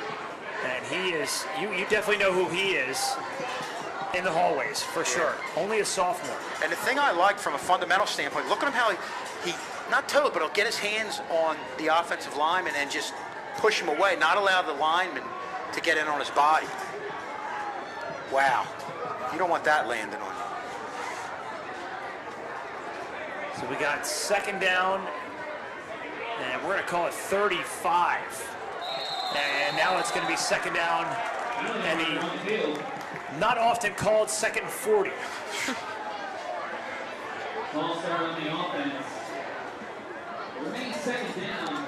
Yeah, this is when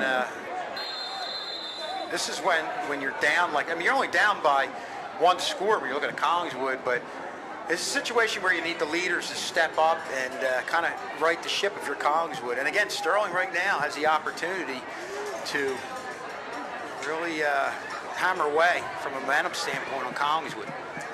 Second and extremely long. Pass goes up, incomplete. Deflected away, looking on that far sideline. And there to pick it up, or it should be deflected away, is Oz Lee.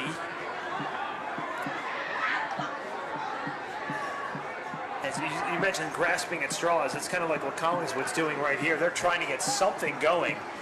But they can't get the run game going. No. And now the pass game is not helping you either. Sterling's been pretty good on that go route down the sideline. Again, I think, you know, you have somebody going a go route, also have somebody split between them, maybe come across the field.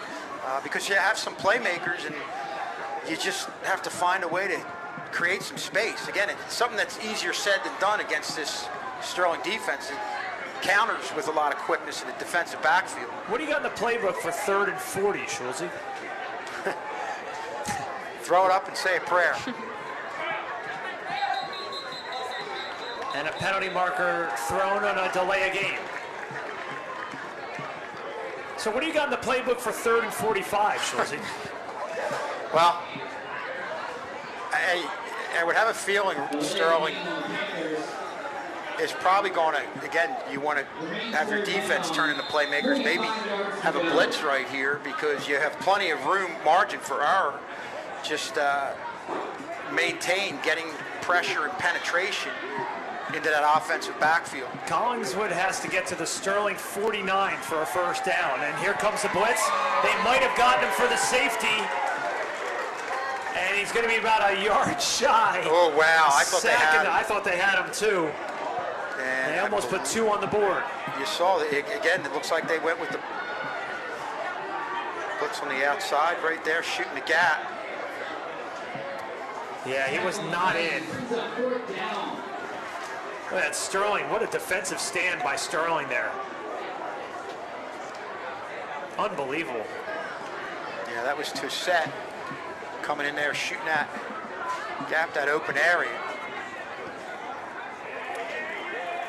So Sterling's going to win the field position game here. Punt is away. They came after it. And it's not a good punt. Sterling going to get away from it. And they're going to get field position inside the 30 at the 27. So a chance for Sterling to put some more points on the board, which they desperately need here. It's a one-score game. And this is where we talk about discipline, because with all the good things that have happened to Sterling, with scoring a touchdown to go ahead, with the stops, with the great field position, it's still a one-score game. Any mistake can turn things the other way.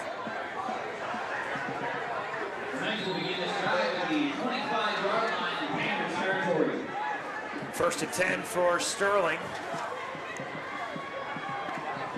They go to Morgan. Morgan looking for room, and he's not going to get it. Collingswood defense steps up this time. He's pushed out at the 30-yard line, loss of 5.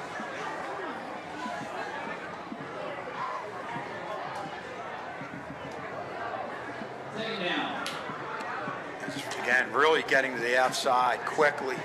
There, that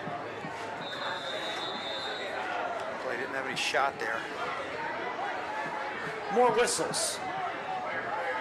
And an injury, looks like another cramping issue on that far side.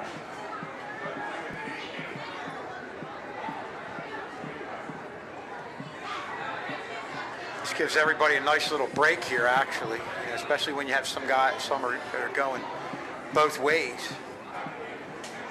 Mackenzie, talk about how conditioning can help you late in games or the second half of the game. I mean, you hate to do it in the summer, but it can really pay off. Yeah, it definitely does pay off a lot, especially in like the end of the third quarter situation when Sterling has like good field position to score right now. You definitely like need to have that good conditioning to be able to finish the quarter strong, and then that also leads into a strong start of the fourth quarter too.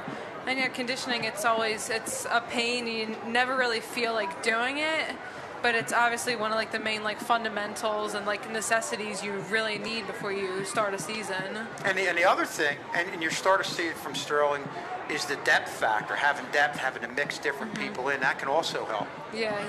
Just making sure you have good like combinations with like a variety of people on the field is like obviously like really what you want, because like right now there are going to be injuries where you're going to have to like switch people in and out. So having those combinations that work well in like different sets and forms is always a positive thing. I totally agree. Can you think of a game or a situation where you knew that the opponent was tired and you just went after him? I can't think of a specific moment, but there definitely has been games where, especially when like you're winning too, you really see like everyone's body language just change. Here comes Jameer Rowe, cuts it inside the 10, down to the 9, and a penalty marker comes in late. And why not? Got to see where the penalty is.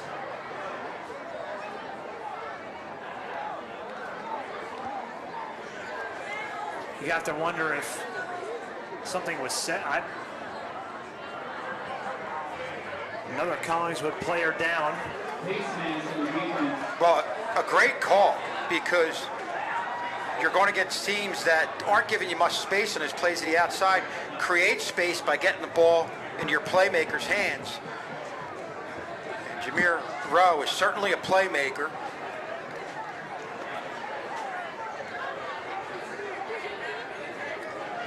Another cramping issue for Collingswood. It looks like it's Quentin Moss's turn. It looks like the same leg as everybody's been having an issue with, the right side.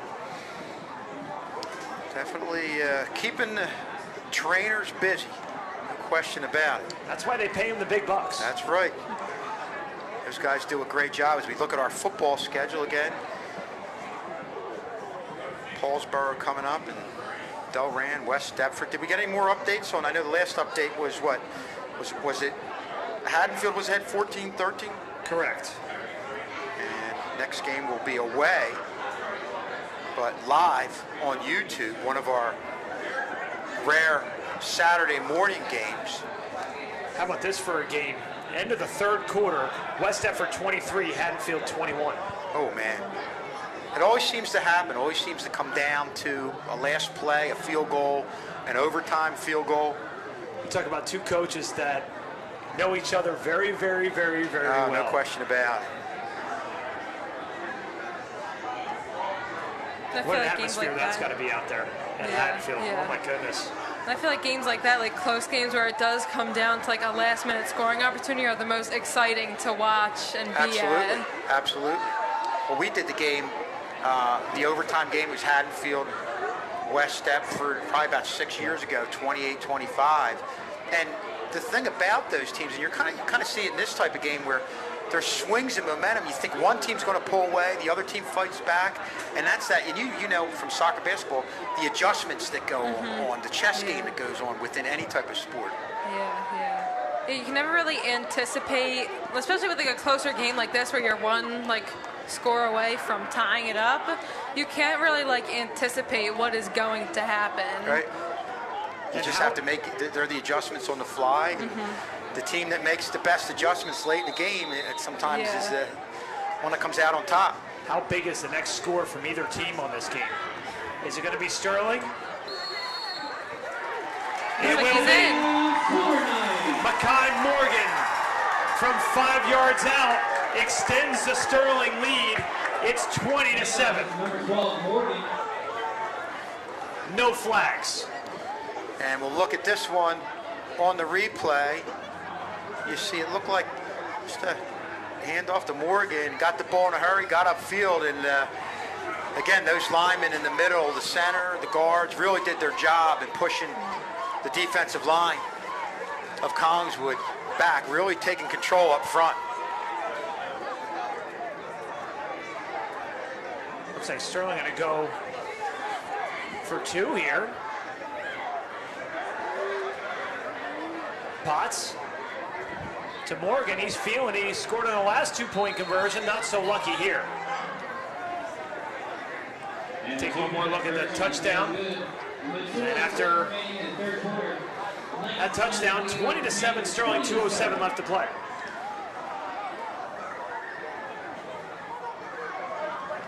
Scoring right then definitely gives them that somewhat comfortable lead, knowing that if Collingswood does get another touchdown, they still have that gap. Absolutely. It's not tied right away. Yeah, and you need it because we talked about Collingswood having a lot of playmakers there. But I tell you, I like right there this option where you still have the threat of Potts going to the right side. So not only are you getting a good push up front by your line, but you're freezing the linebackers and the defensive backs because they have to respect what Trey Potts brings to the table. You freeze somebody just a split second, and that's the difference between your back getting in there or getting stopped on the 1 yard line. So Sterling with a 20-7 lead, 2:07 remaining here in the third. This was a 7-6 Collingswood game at half. Whatever Sterling seems to be doing with giving up the lead or falling behind early, whatever formula that happens to be, seems to be working. Because they have come back now in 3 consecutive games after allowing the opponent to score the first either 7 or 9 points. Short kickoff, taken on a bounce at about the 29. Collingswood trying to make something happen to get out to about the 40-yard line, 1st and 10 for the Panthers. Joining the booth, Kevin Schulz, Mackenzie McDonald, I'm Rob Shaws. Ken's, one of the biggest moments that I think we've covered here at Sterling High School was the girls' basketball championship.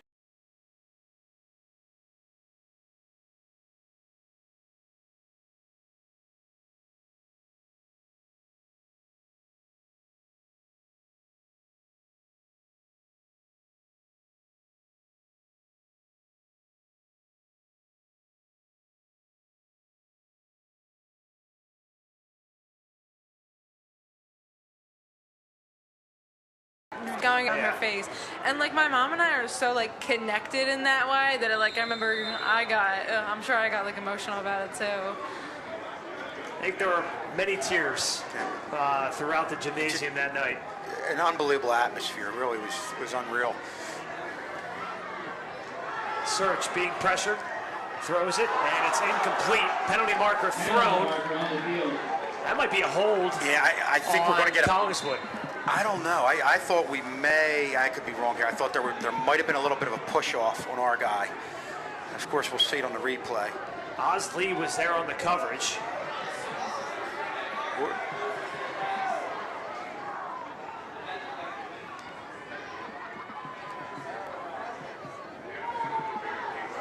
You're right. So even if Osley had picked that off, that was coming back anyway. I think, yeah, a little bit before that, there was the push off that kind of got him out of the play. Good angle of it here. First down, the 45-yard Yeah, I don't know if we saw it there or not. We might have saw the tail end of the push.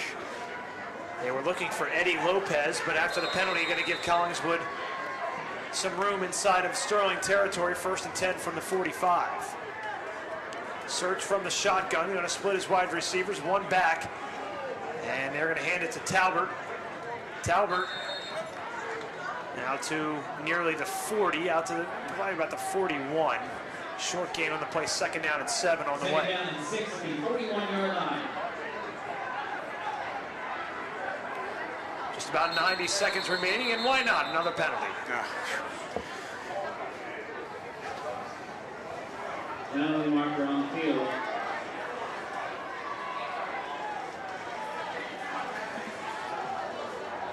I don't remember doing a game, Schultz, with this many penalties. Yeah, one right after another, and that's when you're kind of ruins the flow of the game for the viewer, that's for sure. No question. And it's got to be tough to get some momentum as a team as well. Well, that's it. You know, and this is where after the second score, Collins right now is getting frustrated, and you're seeing the mental part of the game affect them with these types of penalties. Yeah, that, and when you pay attention to like body language is also like a major key in telling when someone's like frustrated. Yeah, this was. Oh, okay. He's against Sterling. Thought for sure with that happening very quickly, you figure there's some type of movement on offense, but this one was against Sterling. So you don't want to give teams opportunities to get back into a game. They're going to march off the penalty, 2nd down and 1 on the way.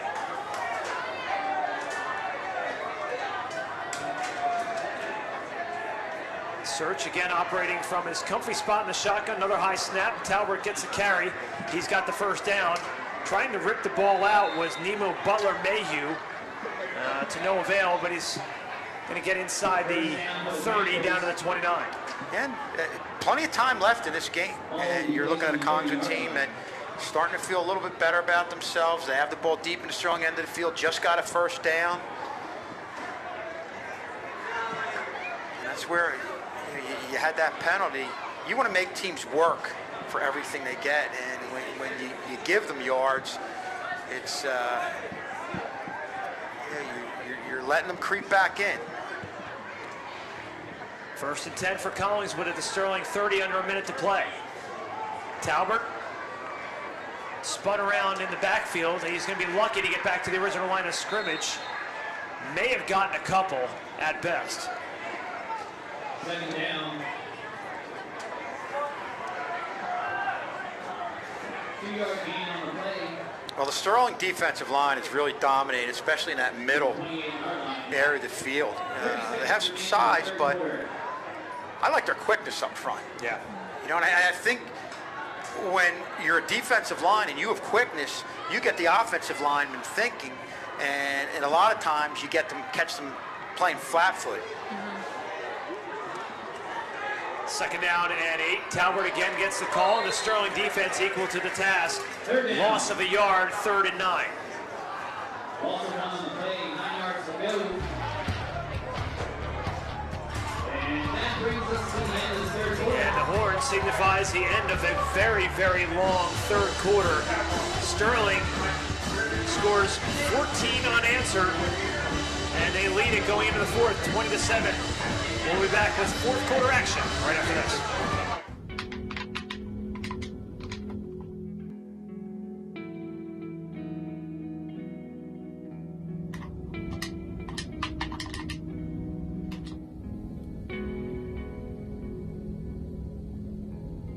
Why are you such a loser?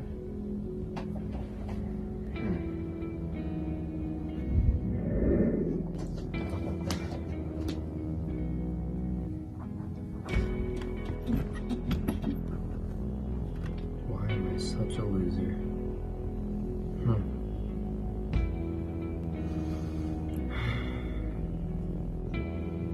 No, I'm not a loser. I'm cool. And many people think I am too.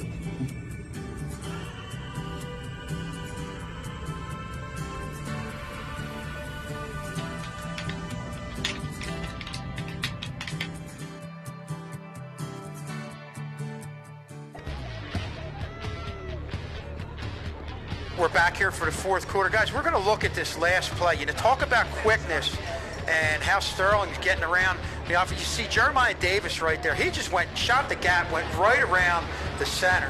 And there's probably nobody quicker on the defensive line than Jeremiah Davis. Obviously an outstanding wrestler, has great bounce, and he really just showed outstanding quickness there to gain penetration and ultimately make the play. Update from Haddonfield. Haddonfield back in front, 27-23, 7:05 left in regulation. Search back to pass, has a man complete. He eludes a man at the 20, inside the 10, pushed out of bounds, inside the 10, and Collingswood is back in action. Yeah, that's a real nice play. Search has had some rough throws, but he's made some plays, and that's a big play right there. And keep things going. And a good job rolling out of the pocket, making that throw on the run, and then a good job by the receiver making a move. You'll see right here, he rolls out of the pocket, makes a good throw, and receiver makes a quick cut, shakes the defender. And then a good job by Sterling, forcing him out of bounds.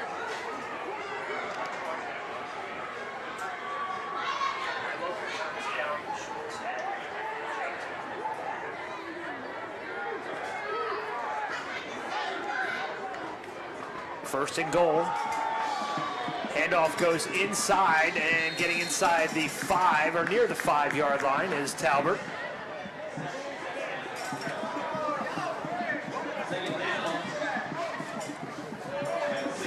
For all of you checking out the Phillies game, or want a Phillies update, Rockies leading the Phillies 5-0 in the 7th. Not good. No, And then not at all. Not good for gonna that get the playoff Braves push. update too, but you can't fall further back than 3.5 at this point. You just got to hope that Atlanta and New York are losing at this point, or they're staging a late night comeback.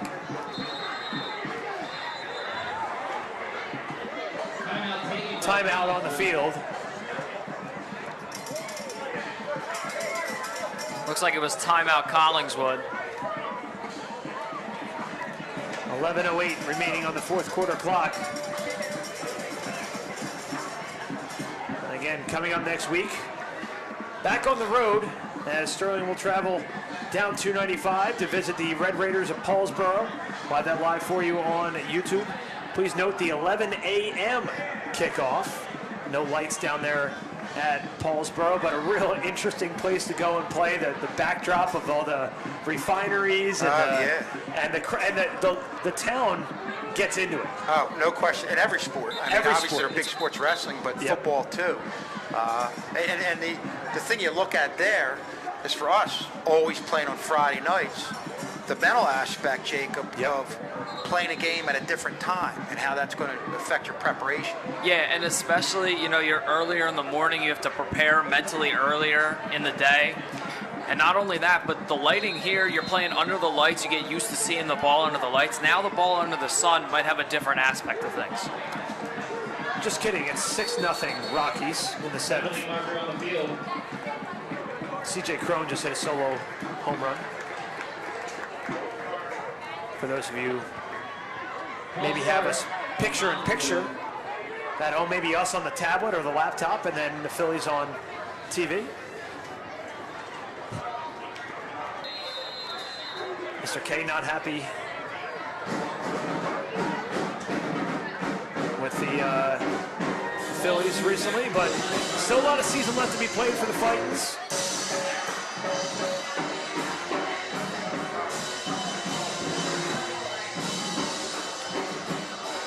Collingswood threatening here with 11:07 remaining. 2nd down and goal. Ball on the 10. Search from the shotgun. Looking end zone. Throwing. He's going to put one in there. Fade. Nobody home. Closest receiver. Wow. That was somebody was on the wrong page. Oh, Shakur Carter was the nearest receiver, and even he was 15 yards away. It wasn't even the picture. It was definitely a miscommunication right there. And that hurts. Now it's 3rd and goal. Instead of 2nd and goal, one less opportunity to score right there. Field goal does you no good here. And you have to start wondering here with 11:02 remaining how many possessions you have left. It's like we said, they had themselves in a good situation with plenty of time left, but at some point, the lack of the ability to be able to convert gets into your head. And with Sterling running the ball, the clock is going to continue to run once they get it back. Pass is floated in the end zone, incomplete. There on the coverage for Sterling, it was Deuce Everett. And now it's going to be 4th down and goal from the 10. And Deuce Everett has been making plays on the defensive end all night, and here's another one. Take a look, reads it well, reads the slant, and is there to break up the pass. They were looking for Eddie Lopez, the junior. And Collingswood obviously going to go for it here.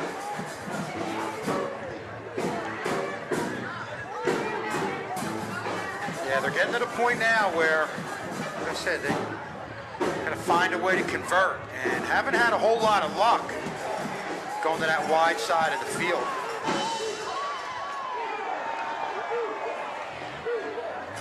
From the shotgun is Search. Looking right, throwing right, and it is incomplete. Oh, no, they got it for the touchdown. Wait, one official saying incomplete, one is saying touchdown. What? Oh, wow. From the you don't see that every day department. Now they're going to have a conference. Got to see tough from what's happening on that replay. Yeah, tough from our angle up here, too, in real speed. All right, yeah, I didn't think that was... I didn't think he caught it from 300 I don't know if the feet away. ref was shielded.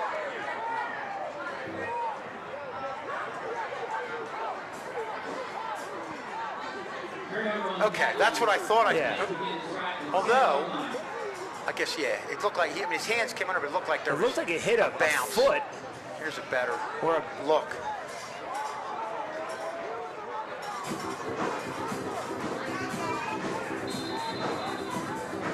Yeah, that definitely hits the ground What first. a great look from our crew.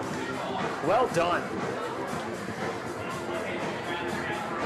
Not a bad call from Collingswood, because like I said, they had problems going to the wide side all day, kind of faked a little bit over there, went to the short side, but Sterling, like they've been all night, the defensive backfield was equal to the task. Yeah, and the defensive backs, this is the first time they've gotten a quarterback that's really been throwing the ball well in search, and they've been doing a great job of just containing him.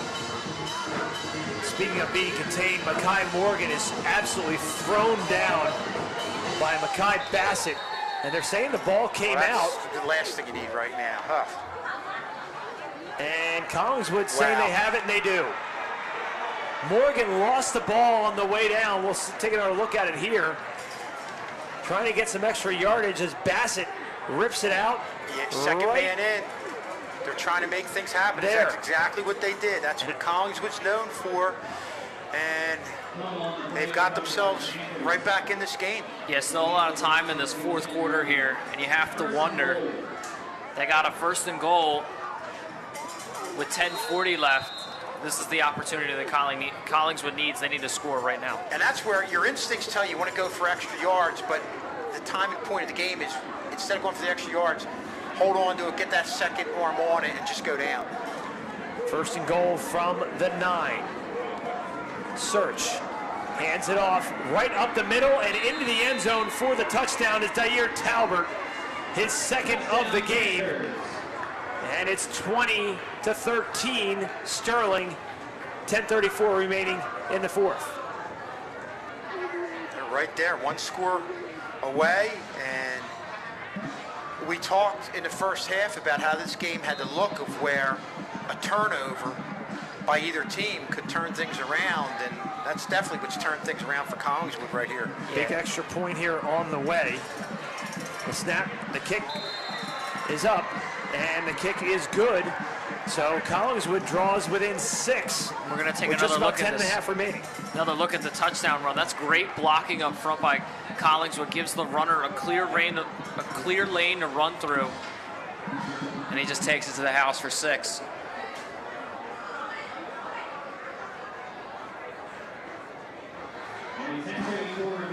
And you're talking about a defensive front that when in the last series down, Sterling was really doing a good job, was dominating up front defensively, but hey, you get a turnover, you get a shot of adrenaline, and it gets you that second wind, and Collingswood up front offensively just really took advantage of that. And taking another look at this, it looks as though the middle linebackers got to their gaps a little late, and that's what allowed the runner to have an easy path to the end zone.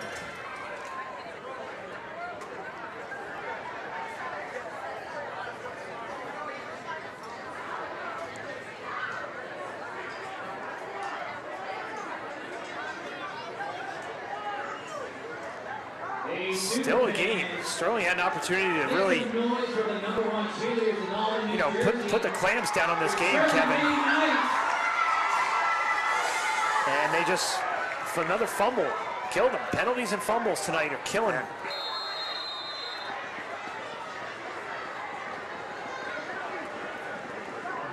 And now just a one possession game. You just can't run time off the clock. Got to be looking to take a little time off and score. Here comes Jameer Rowe down the near sideline. He's got some room, and he's spun down out of bounds inside inside of Collingswood territory at about the 46th. That's where we're going to mark him, 1st and 10. What a great job by our cameraman showing you that. The biggest thing in it is when you're in coverage, you've got to come at the ball carrier under control, especially if you got somebody like Jameer Rowe. Collingswood didn't do that. Jameer Rowe really made them pay for it. Yeah, Jameer Rowe, when he gets the ball in space, he can make quick cuts, really excels in quick cuts and accelerates up the field.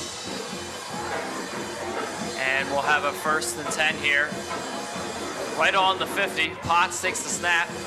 And he hands this one off right back to Jameer Rowe. Shades off a tackle, goes the other way, turns this one for a positive game, and there are multiple flags out on the field. Wow.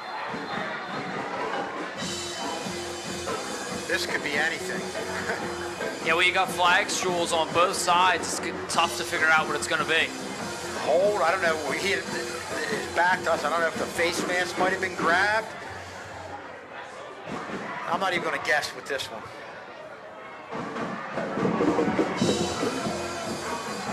And I think they got him on a block in the back. Okay.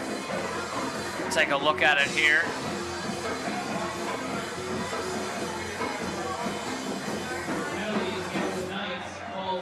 There it was, right to the left of our screen.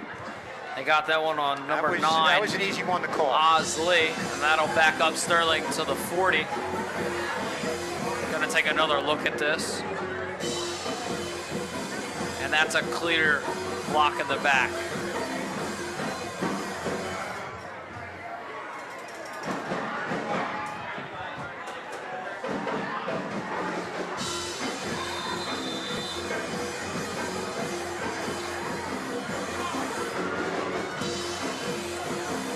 Potts takes the snap, and he'll keep this one himself, and he's making a move out past the 40 and down past the 45, and that makes it a little bit more clear, close into up the distance for second down.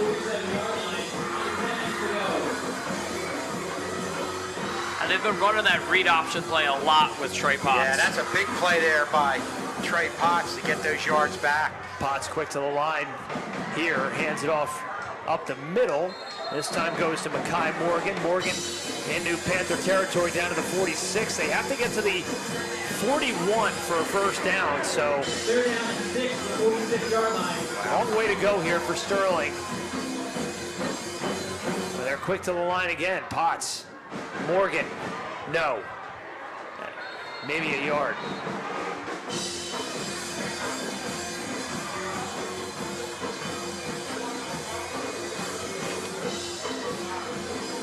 You're going to look at number 73, the right guard, on the other side. Just pull the guy down. Now he's, yeah. You get 2 points for that takedown, Jake? A lot of In physical wrestling, play you up would front. absolutely. That's a great block by Malachi Gold right there. Fourth down for Sterling. Potts from the shotgun. Looking to pass. Pumps once. Being pressured. He's going to get the first down with his legs. He didn't see anything available. Tucks it in. And scampers off the left side And that's for a first down. That's a tremendous play there by Trey Potts. He shifts the pocket over to the left, guides himself some more time to look for options downfield. Nobody's open, so he takes off and runs with it and gets the first. And I don't know if we can see this again. I like how he initially didn't just run out and go out there. He moved a little bit to the left, faked, it froze the defenders. They were forced to coverage, stay in coverage, and it gave him that extra space on the outside. And he was able to use his speed and get a huge first down. And that's the coaches saying, hey, guys, we have a lot of confidence in you on this fourth down play. And Trey Potts really came up big there. Good crowd on hand tonight. As take a look at the schedule one more time. Next week at Paulsboro. Next 2 and final home games of the season.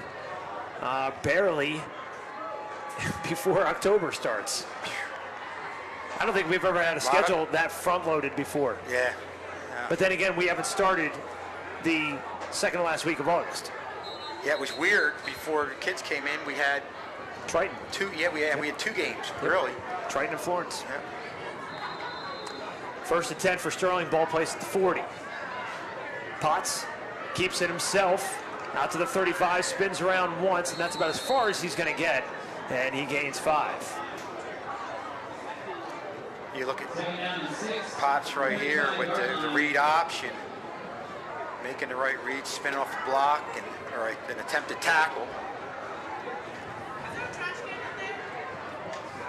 Yes. Potts again on the carry, gets the first down and more, picks up about 8. And a first down. Trey Potts taking it over. Senior leadership coming in late here when you need a good long drive, but here comes a penalty marker. I look at that was a big play right there, but I still have to go back to that fourth down play at midfield. They had confidence in the offense and in Trey Potts. You don't get that. You're giving Collingswood a team that just scored and has the ball at midfield with the chance to go ahead in the game. So that's a huge play by Potts. 1st and 5 after the illegal substitution penalty on Collingswood.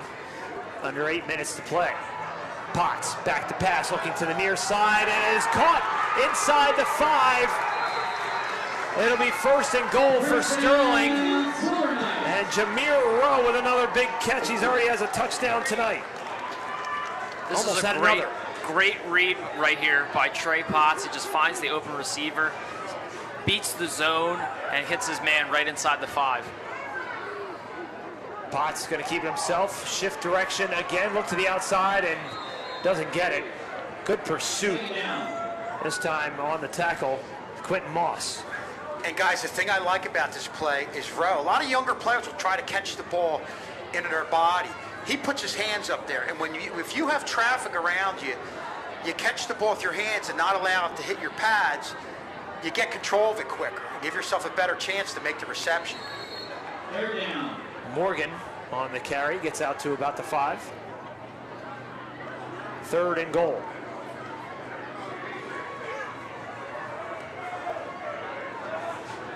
How big would a score here be for Sterling?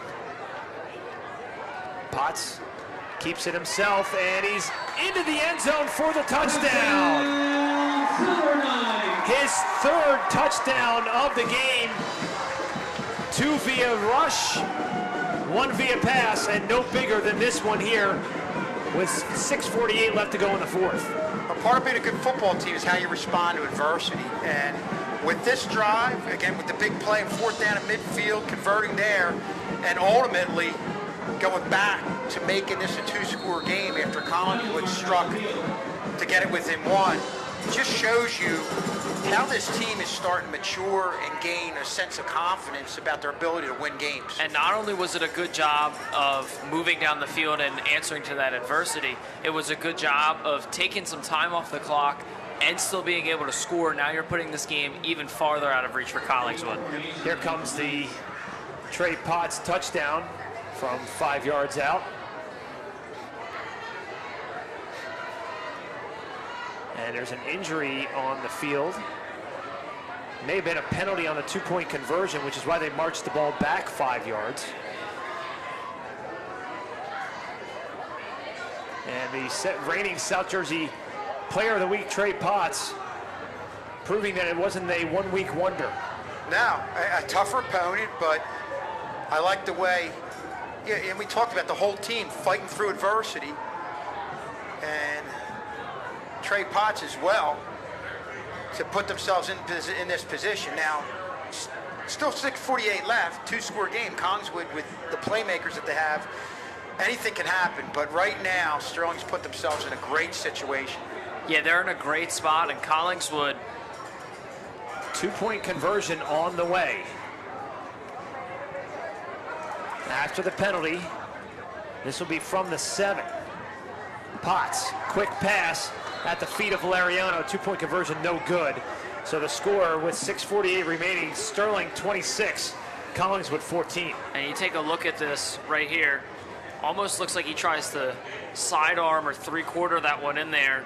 Not a great arm slot, but he had to get it out quick on the slant and just didn't connect.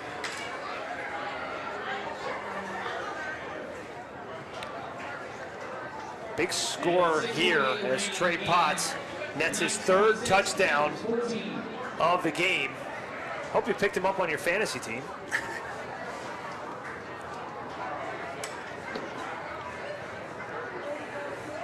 Yeah, you always want to take advantage of these little breaks here, because this is a team that's on both sides have to be a little bit worn down at this point. But you know, at this point of the game, like I said, 6:48 left, looking good for Sterling to close it out. It all starts with a good kick, and just as importantly, good coverage on that kick. Yeah, you talk about those break shuls. Collingswood and Sterling both run super up-tempo offenses at times, but Collingswood is really almost notorious this game for their no-huddle offense. End over end kick taken at about the 25 and wrestled out of bounds at about the 36-yard line. And some more pushing and shoving. I believe a penalty marker came flying out, and I think the frustration started to boil over for the Panthers. Well, this is another part about learning how to win, and the mental part is you just got to walk away from something like that because other teams kind of get you to react, and you can't do that. Yeah, again, these unforced errors are really, I think it's going to be what the coaching staff looks at. We go back to the first quarter with that 4th and 5 or 4th and 4 in which Collingswood was able to draw the Sterling defense off sides. It's penalties like those that are just unforced mental errors that are going to come back and haunt you.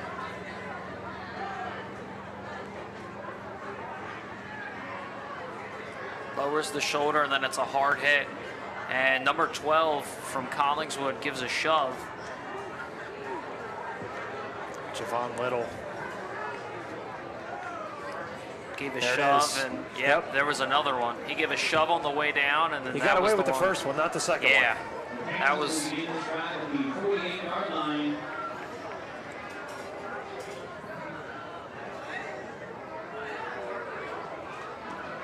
I don't remember a game, Schulze, that has gone past the 10 o'clock mark. We could be getting there. We're making history tonight. Search back to pass, incomplete, off the hands of the intended receiver of Shakur Carter. They have not been able to connect tonight, but he's been open.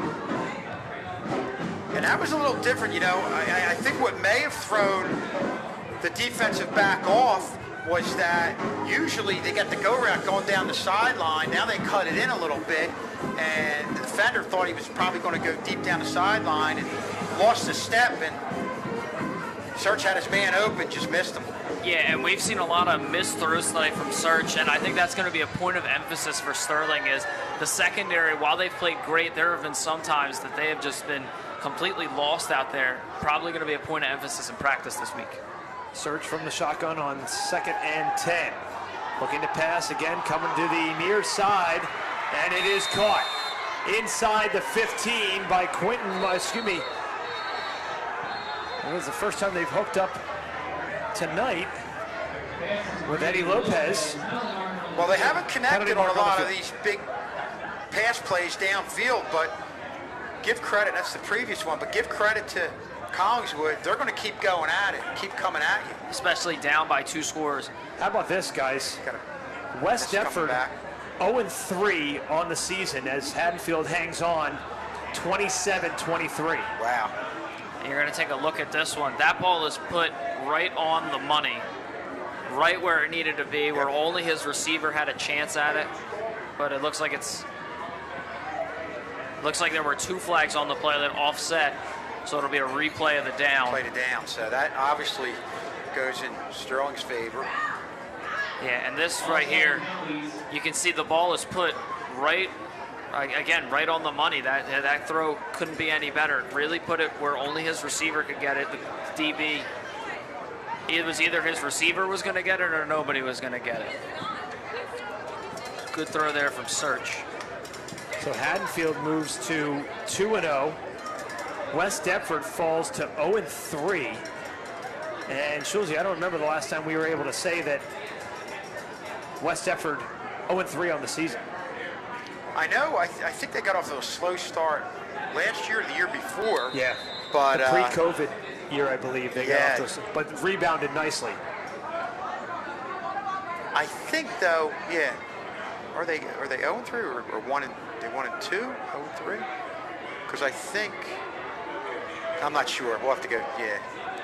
We'll get our research staff. That's right. That's right. But in any event, it's a slow start for them, but you can never count that team out. No. They just forget about what happened last week, and they'll play hard. Search's pass complete across the 35 down to the 30. It is Quentin Moss. Picks up a first down. First down, Panthers. And this is a great throw here from Serge. And the past 2 throws that he's made have really been good reads, good throws, right on the money. You know, there have been throws throughout this game that he's had guys wide open and just missed by 5 or 10 yards, either overthrew him or made a bit of a bad throw. But that one right there, good strike. Talbert on the carry, picks up a nice chunk of yardage, and Collingswood going to hustle to the line, trailing by 2 scores and 5.5 remaining. Yeah, they have to keep moving. The clock's definitely a factor at this point, being down by 2 scores. Search hands it off again to Talbert. Talbert upended, close to a first down. He's going to be about a yard shy. It'll be 3rd down and 1. We're going to take It's a real nice play by Mekhi Morgan. 3rd down. Great tackle right there. Goes low. Takes him out by the legs. Good tackle. And when you have enough faith in yourself to do that, that's one of those hit or miss things where if you miss, the running back is taking it all the way to the house. He trusted himself there, and it paid off. 3rd down and 1 for Collingswood. Clock continues to tick down. 4:45 left to go in the 4th. Talbert gets a first down. First down for the Panthers. They'll get a fresh set of downs, but like you said before, Schulze, the clock is not their friend right now. No. And I think they might, I thought maybe they might even take a timeout, but they've only got 1 left. And as this clock winds down... Yeah, you definitely, the second thought, you want to keep that for somehow you get the ball back. You score and get the ball back. Yeah, but as this clock winds down, the chances of Collingswood winning just gets less and less by the second. 1st and 10 for Collingswood inside the Sterling 20. Search, back to pass, coming near side, deflected off the hands of the intended receiver, Eddie Lopez, who had a catch earlier in this drive, goes in and out of his hands. Yeah, this was 6 here. This drive right here. Search has been throwing the ball great. That's a pass, again, put right on the money, just dropped. He's been hitting his receivers in stride, right on the hands, giving them an opportunity to catch and run with the ball. Wonder if he heard the footsteps of Trey Potts there. Kind of surprised they didn't go with those crossing routes earlier in the game, because with going outside, going downfield, you have a better chance probably of getting somebody open just to mix things up. Talbert on the carry. Picks up about 7. And this 3rd down and 3. This Collingswood team just refuses to go away. Even down 2 scores, less than 4 minutes left in the game, they refuse to go away. Still fighting here. With a run up the middle.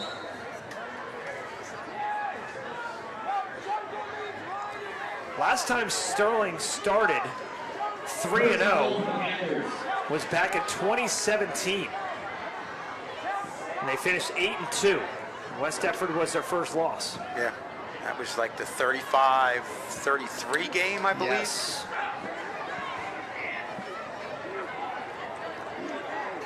Search from the shotgun on 1st and goal from the 6. 3:10 remaining. Handed off and walking into the end zone for the touchdown is Mekhi Bassett. A 6-yard touchdown run for Bassett. And Collingswood hanging around.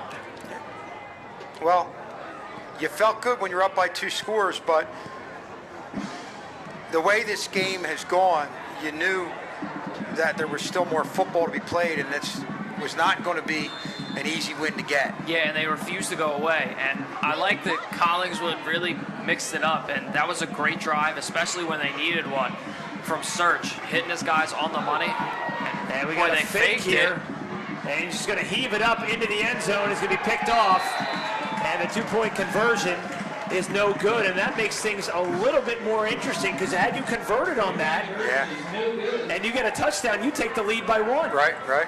Now you're forcing them to get the point after. I believe the holder was down. Yeah, it looked like they had things just got off on the wrong page. You look here where it was a low snap, and they just, in that situation, if you're the the holder, you yell fire or there's some type of call, and everybody goes from blocking for the kick to you have a couple people peel off as receivers, but good pursuit there by Sterling just to make the quarterback throw off his front foot. Yeah, and the Another holder player down for Collingswood. I believe that's the holder. He took a shot at the end of the play after he threw the ball. Sterling still up by 6, still a one-possession game, but with 3 minutes in the run game, been strong all game.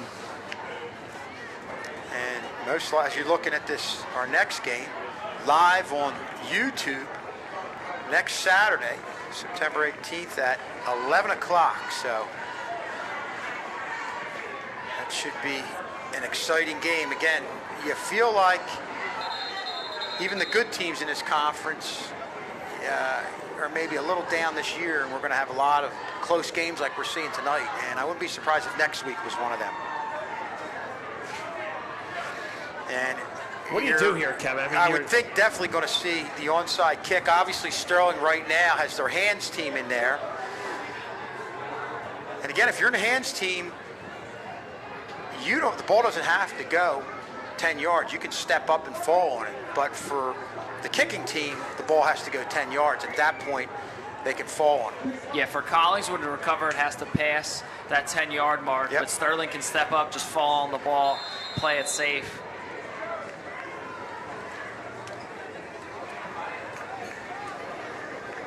That's something we've seen teams, even at the collegiate and pro level, they've waited for the ball to pass that 10-yard mark, and it's cost them games. The onside kick taken by Valeriano, spun around, and he just needs to hang on to the ball here.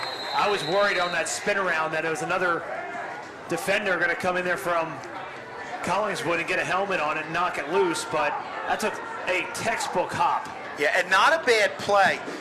A lot of times you'll say, geez, just get it and fall on it. But you have Valeriano. He's a kid who's used to having the ball in his hands and running with it. And on that onside kick, if you look at it, everybody's converging in on the ball. So sometimes there's a possibility to get to the outside, and he could have just went around the end and had a sizable gain. So not a bad idea by Valeriano. Potts going to hang on to himself and pick up 3. Sterling completely content with letting the clock run, but now Collingswood's going to burn their final timeout with 2:52 remaining. And you look here, they're just going to run the quarterback power. Potts takes it, and it's a designed run for him. We'd seen a lot of design runs for Trey Potts, whether it be that read option, that quarterback power. They want him to get out into space in which he can go and make plays. And I know Coach Harris always talks about conditioning and how that's one thing where he wants to be on top.